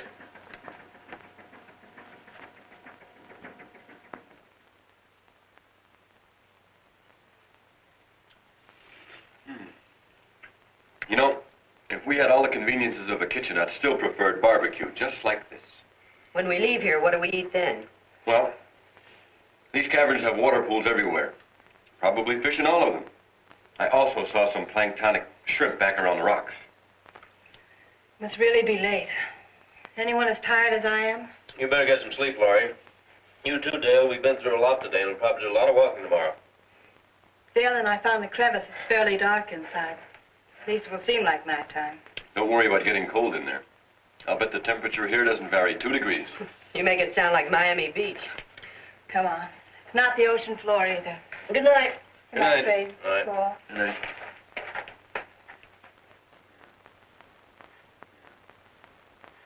You plan to take all this diving gear along with us? It's too heavy. Leave it right here. What do you think our chances are? What do you really think? You sound as though I haven't been leveling with Dale and Laurie. I know you, Craig. You've got an uncanny ability to hide what you feel. Paul, I've been diving for quite a few years, but the deepest I ever went was about 200 feet. Frankly, I haven't any more idea about where we are now than you do. Well, haven't you ever heard of these underground caverns? I've read some theories about the Earth being honeycombed with caverns containing air pockets. Then the air we're breathing might not be coming from the surface. Possibly not, if you want to believe theories. How far down do you think we are? No idea. Might find out something about the mineral deposits along the way. Well, I guess only time will tell. I'm going to get some sleep. You know, I'll probably dream about breaking an altitude record in a helium balloon.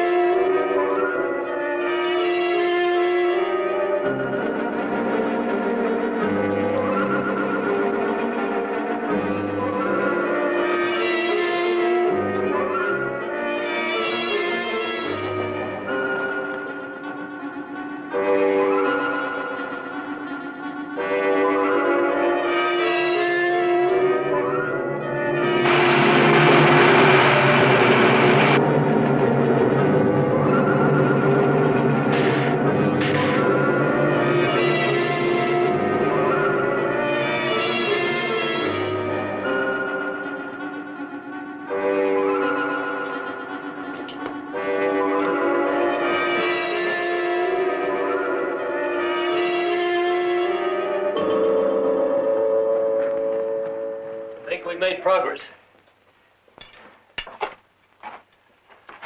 Can we drink it? No salt content. Probably good as any well water. It's better.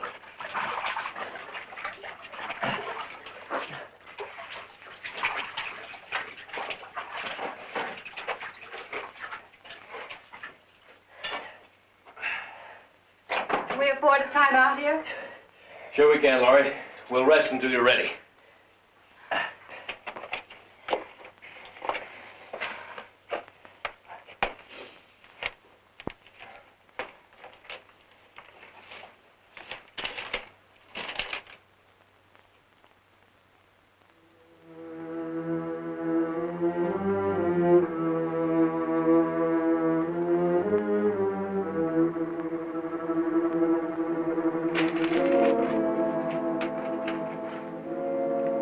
Should have kept that. Maybe a while before you get anything else to read. When I need your advice, I'll ask for it. Sorry. I didn't realize. You don't realize a lot of things. You probably never will. I didn't mean to intrude, Dale. It was just a friendly joke. Friendly? Well, you just listen to me, Miss Innocent. There's nothing friendly between two females. There never was and there never will be. Sorry you feel that way. I was hoping we could help one another. You don't need any help, and neither do I. Not as long as we have two men around us. Doing any good with that key? This is the hardest stone I've ever seen. But before I'm finished, we're going to have a first-class night. I think these rocks must be about 60% iron. Must be magnetized. That compass still acting up? No, it's not consistent. You know, I think it would be better just to follow our instinct. We could go around in circles. We've been doing some of that with the compass. You know, I've been following these rock formations. I still can't tell one from the other. Well, we're just going to have to notice everything that's slightly unusual. Make sure we don't pass anything twice. Hey, what do you say we break the tops off of some stalagmites whenever we can? It's a good idea. We've got to make a lot of markings because if we can't find enough stalagmites, we'll have to pile some rocks together. How do you account for that compass not working? Well, the iron in these rocks. I thought maybe it was because we were down so far. I guess not. Well, it could be that, too. But these are designed to work on a horizontal plane. We're getting pulled from every direction. You know, Craig, I thought of something we should have done when we went back to the Bell. What's that? Well, those compression tanks are buoyant, right? Yeah. They can take a lot of pressure. We should have taken one, scratched a message on it, and then released it. Note in a bottle from a shipwrecked sailor, huh? Sure. Well, suppose somebody did find it. You think they'd send us an answer? At least they'd know we're alive. I think it's just as well they think we're not. They couldn't possibly reach us. Yeah. Maybe you're right. But I'll bet some people really keel over when we do get out of here. Don't get too anxious. What do you mean? I mean, I think we're a long way off. But the fresh water. It's a good sign, and we certainly need it for survival. But I don't think it necessarily means that we're any closer to the top. Oh, look, Craig. I've been following the rock formations and the colorings. I've seen a definite change. Well, I have too. I'm simply judging by the number of hours we've traveled against the distance to sea level. Or maybe higher. Don't tell me you're getting cold feet, Craig. You know, I might be tempted to tell some of the boys from old Charlie's squadron about this. Well, I guess you wouldn't be lying to them at that. Well, don't worry. You can trust your old dad. I won't say a word. I've got faith in you, Craig. Why, when we get out of here, I'm going to be your best man. Come on, let's hit the road. Right. Well, you gals ready to start out again? I was ready to start before we rested. If you've got any of that energy to spare, I could use it.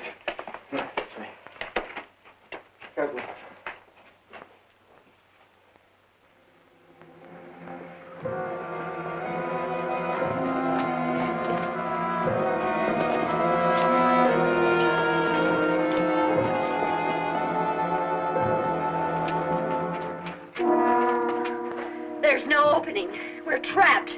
Take it easy, Dale. We'll find one. She's right. The only openings are small cracks. We couldn't possibly get through them. We'll have to go back. No, we shouldn't lose our direction. There's a water pool to the left, about 50 yards back. We'll have to try going through it.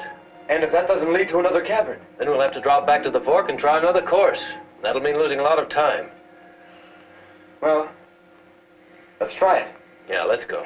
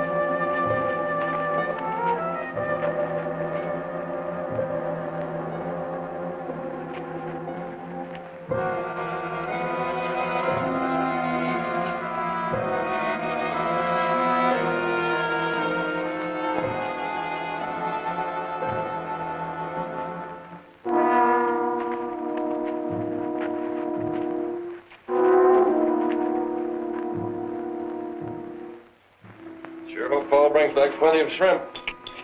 Feel like I could eat about 3 dozen of them. He said there wouldn't be any shrimp around in the clear water. He's looking for some sort of crawfish. Just so there are plenty of them. So what's the difference? They both taste terrible. I'm going to hunt up some roots for the fire.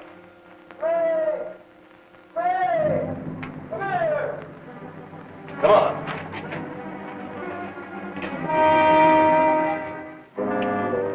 What's up? Take a look at that. So we're not the first ones to be here. You know, it's not exactly my line, but I'd say he's been dead about 10 or 12 years. It's horrible. He probably kept walking until he dropped. Look, this is the best indication we've had yet. This man could have come down here directly from the surface. And I suppose he liked it so well he decided to stay here and die.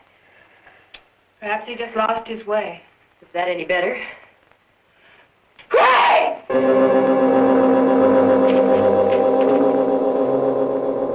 What on earth?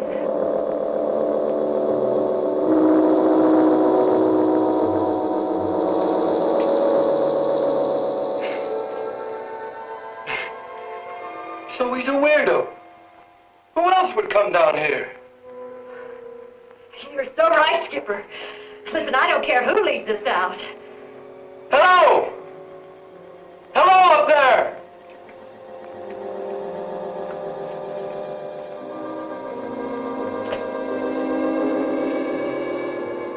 Hello! I guess he can't hear us. Come on.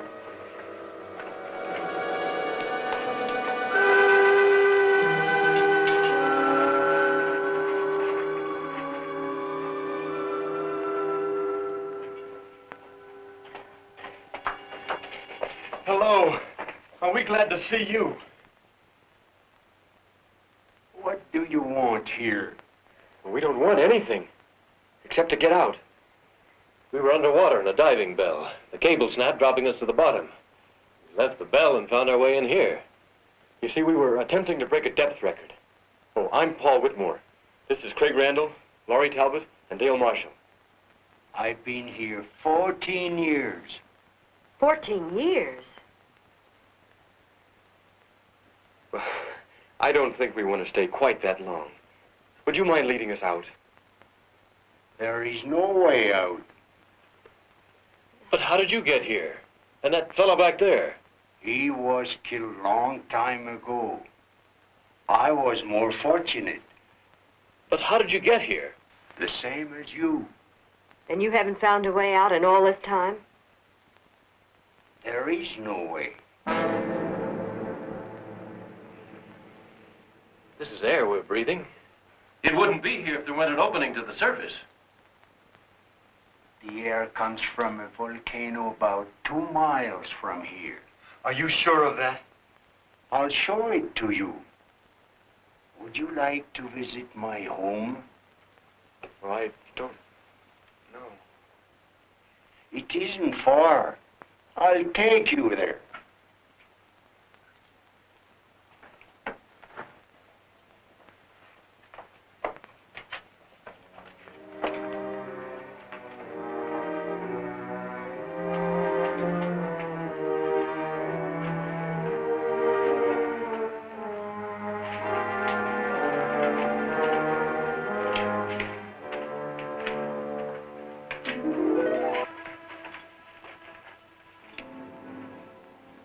You need rest.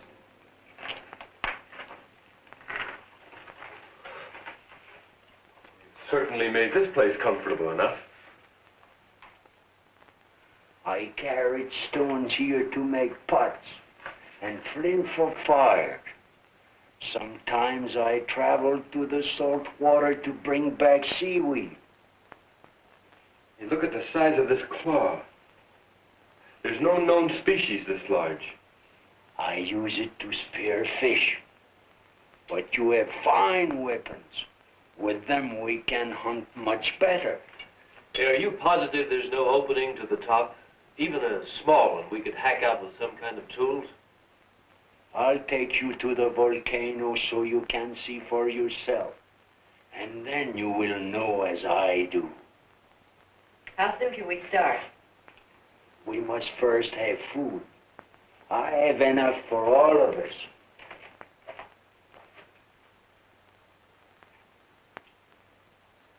Do you think he really knows? I don't think he knows up from down.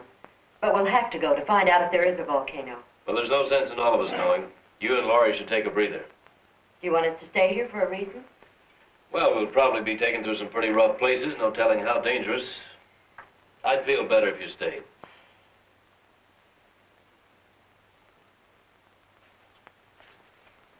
You all set, Craig? Yeah. The old man's been up there waiting for over an hour. Don't you think he's a little eager to show us that volcano? That's why I want the girls to stay down here. Never did buy that story about that ship sinking 14 years ago. What do you think he's got up his sleeve? Well, maybe nothing. But I still think it'd be a good idea if you'd wait down here with Dale and Laurie. Oh, now, wait a minute, Daddy-o. I'm no babysitter. I'll tell you what I'll do. I'll trade places with you. Okay, you win. We'll both go. I think the girls will be all right as long as we stay with him. Yeah. Besides, they're planning a swimming party, and we weren't invited. Come on. It's too bad we can't get a suntan. I can do without it. The sun always gives me a bad time. I got burned once at the beach and... Oh, well, that's not important now. We've been here quite a long time. They should be getting back soon. Are you afraid they'll bring bad news? I'm afraid I am. I keep telling myself that old man couldn't possibly be right. I can't make myself believe it. We'll know soon enough, one way or the other. You know, I was afraid until I realized that if we do spend the rest of our lives here, we can at least start a new one. Anything that happened in the past can't bother us here. Don't make me think about it. And let's not start painting any dark pictures before we know.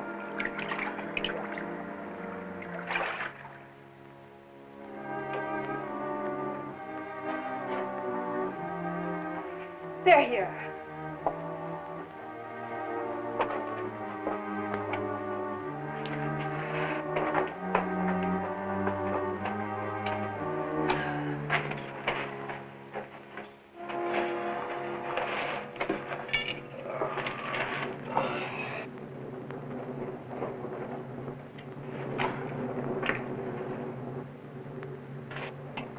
You're so quiet.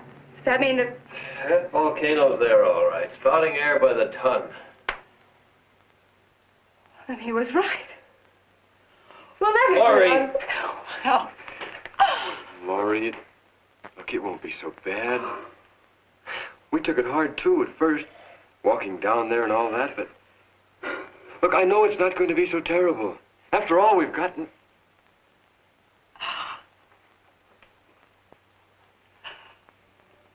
Laurie, listen to me. Please, look. I know how you feel. As though you have nothing to look forward to, but... I felt the same way until I realized how really fortunate I am. That is, if you... What I'm trying to say is that, Laurie, I've been in love with you for a long time. I planned to tell you before now. I never seemed to be able to. Oh, I wish you had. I wanted to hear you say you love me.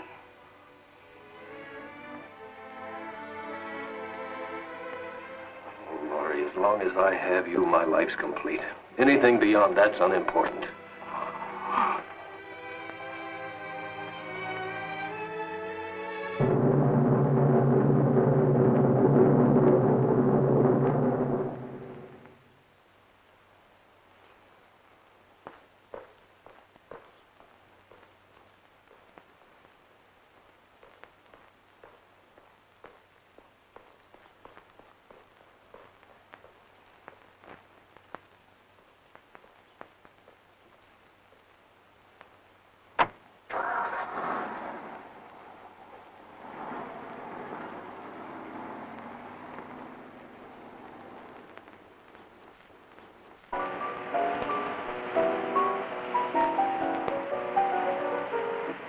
And reports indicate the strike will be settled this week.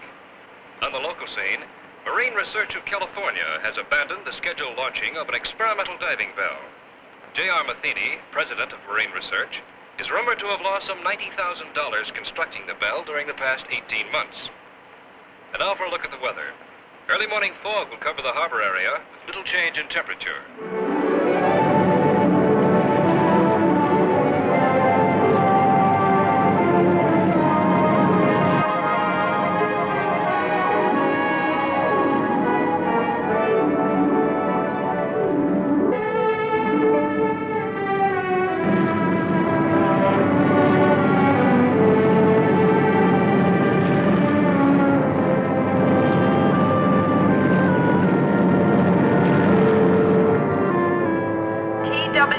Flight number 201 is now arriving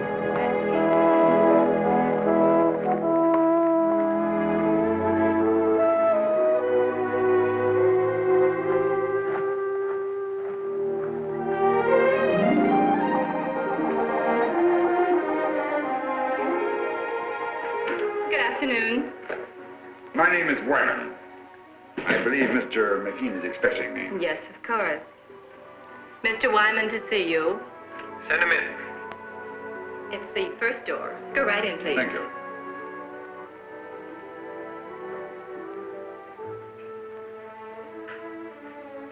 Wyman, pleasure to meet you. Very pleased to meet you, sir. Sit down. You certainly got out here quickly. I came directly from the airport. Your telegram sounded quite urgent. Suppose you elaborate for me. Well, I understand you're giving up your plans to try your bell. We've given it a lot of consideration. The project has been costly, and we've devoted the entire lab to the bell's development. I'm afraid the wisest thing we can do at this time is just give up the project. This, of course, because of the results of mine. Wyman, if it weren't for your pioneering in research, this bell wouldn't have even been built. When your brother came to work for me, I knew where his ideas were coming from. You mean your bell is similar to mine? As you can see, the designs are identical. But the hatch and the cables, are they the same? Why, yes. Why? Mr. Matheny, I'd like to ask you for a personal favor. A favor? You have no confidence in your bell because it was patterned after mine, and rightly so. But if I could take the responsibility off your shoulders... What do you think he done? I can make the dive myself, in the same location as before. I don't understand. How can you, of all people, consider doing this when you know that the bell is obvious? I believe it can be done. I've always believed it. If I can't at least turn my failure into a success, I'll be doing a grave injustice to 4 gallant people. What makes you think that the results would be any different this time? Since I returned from the Caribbean, I've been like a man who was living apart from his own soul. I knew there was an answer somewhere, but when I searched for it, my mind just wouldn't function. I think it was because of my condition that I finally discovered where the bell failed. You found the reason? The chain broke not at the weakest link, but at the strongest. I don't understand. The bell was designed with, of course, to take a stress 5 times greater than what we anticipated. We even thought of using booms on 2 different ships as an added safety factor. We overcame that with added couplings together with a pellet release system for balance. But in our extreme measures for added strength, we actually defeated our own purpose. Until we stopped work here, the plans were to use 3 ships for support. You don't need them. Depending on the overall weight descending, you must equalize the supports to parallel the point of water pressure above and below 2,000 feet. You mean it's the pressure pushing upwards that causes stress? Exactly. We went all out for strength and supporting the bell. When it reached the point of water pressure where there was no up and down factor, the couplings ripped off the seams. Wyman, I know what a successful operation would mean to you, and I certainly want to help, but this has all come so fast. I don't know what to say. Of course, I wouldn't ask you without offering something in exchange. I have a ship available that will take us to the Caribbean. It's fully equipped. The owner will do everything he can to assist. I suppose if I didn't go along with you, it'd only be a matter of time before you'd raise some money and be building another bell of your own. Just mean an unnecessary delay. However, I'm afraid there's one thing I'll have to object to. You're going under. But if I know that young brother of yours, you jump at the chance. Let's go out to the lab and see him.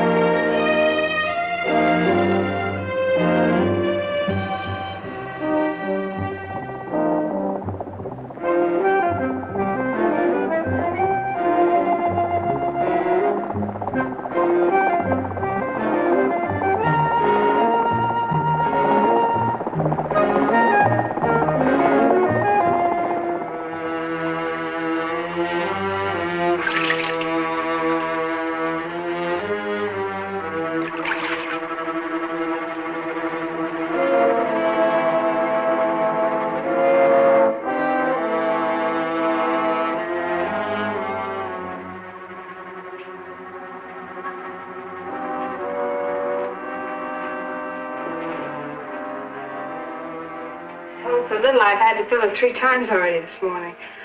I suppose that means I'm not doing my share of the work. That's not at all what I meant.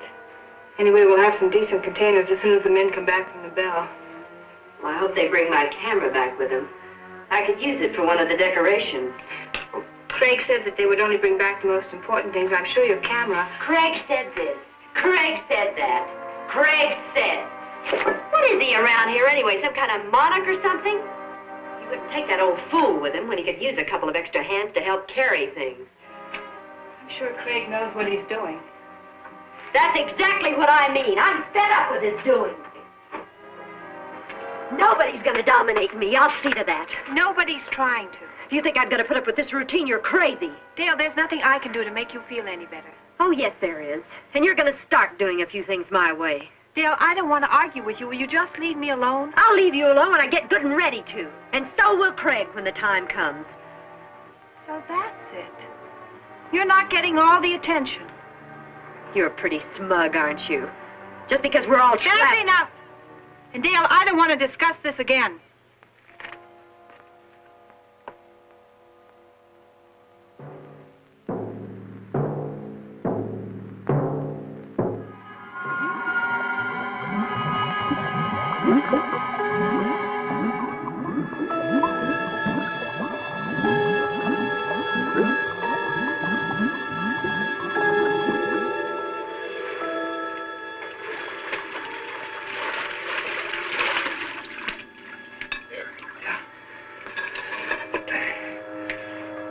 trip's this going to take? This lung is nearly empty. Well, there's just a few more things I'd like to get down there. You probably have enough air for one more dive. So let's make it count. Okay. Come on, I'll keep an eye on you.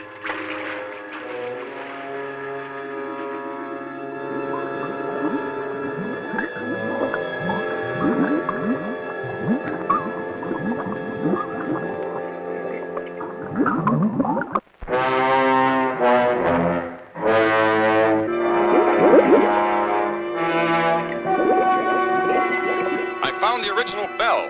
It's 100 feet below me. Wait a minute. Unless I've lost my mind, I see two men in the water.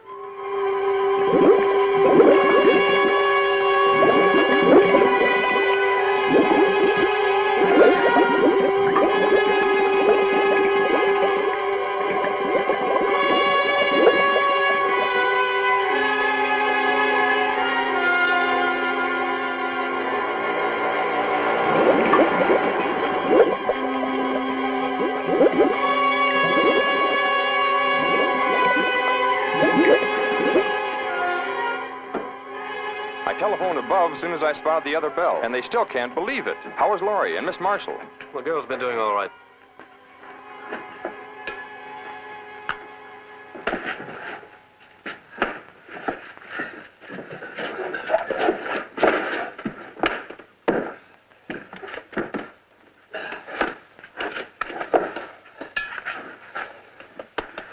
How long's it been out of air? Only a few minutes. I've got some coffee. Good.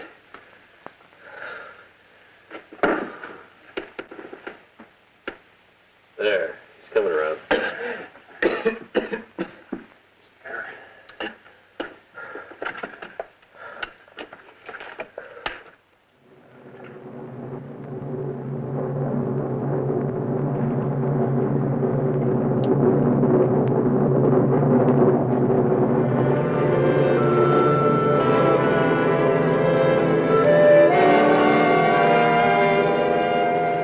You much better than the others. Well, that's just fine. I'm very glad you do. I will help you. That's all I need. We will kill them. We will what? It is easy, like I killed Maurice long time ago. And after we kill them, we can be alone here. Now, you stay away from me. Stay away! Stay away from me! Well, maybe I should kill you instead. No, stay away!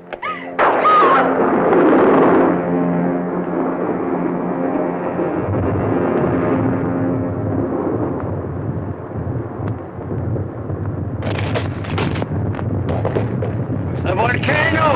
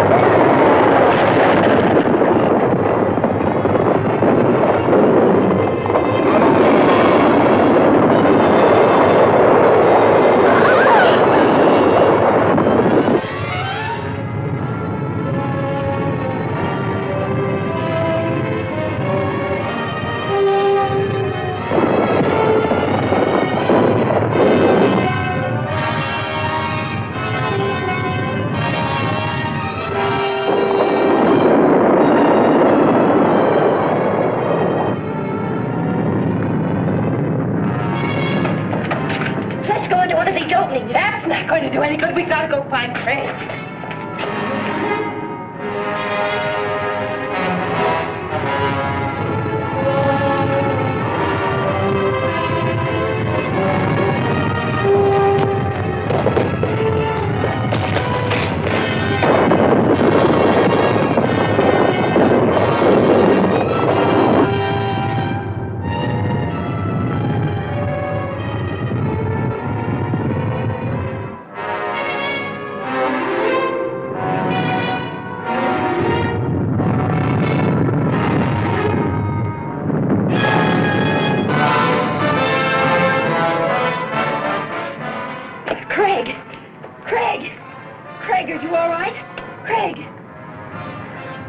Are you all right?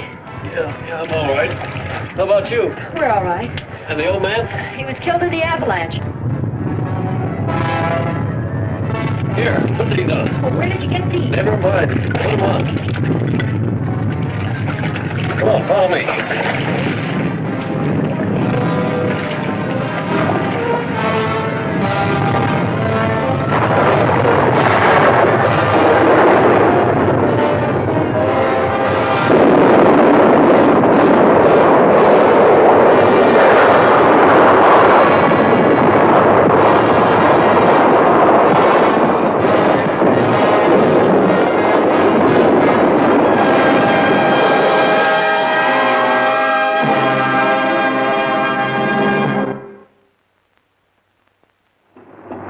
Easy now, not too much speed. Give her a little slack.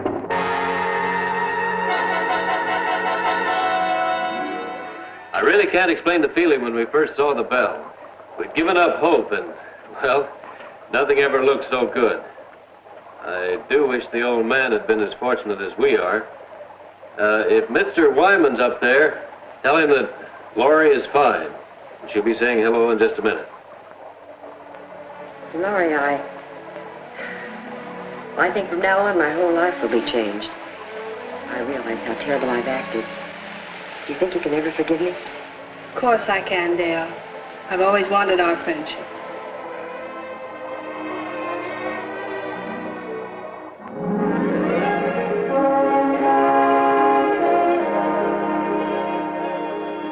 Laurie. Well, little lady, you've got the scoop of the year. Well, not this time, Jimmy. The story goes to all of you. I want you to meet your benefactor, Mr. Matheny. Matheny, we're very grateful. We have only Wyman to thank. It's all his idea. Can't thank all of you enough. Come on, you people, move back a little. Let's give them room to breathe. Room to breathe. You know, I never thought about it much, but there's nothing greater. Well, I don't know about you people, but man, I'm ready for a 2-inch steak. Let's come on!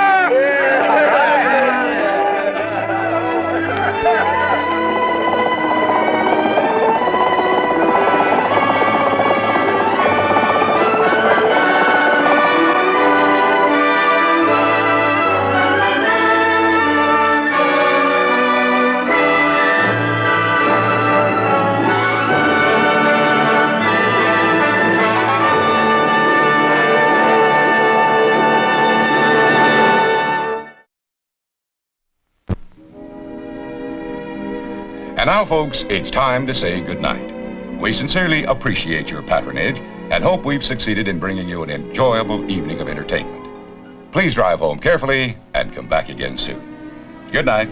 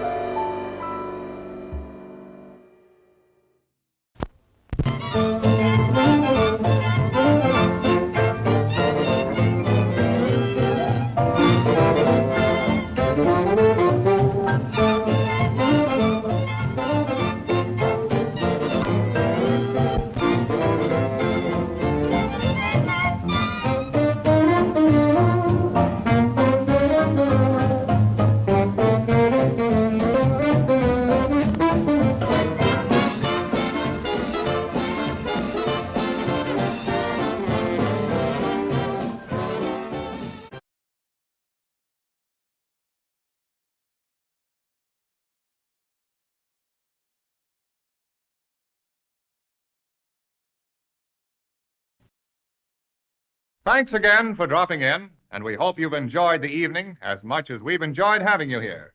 Till next time, please drive carefully, and good night now.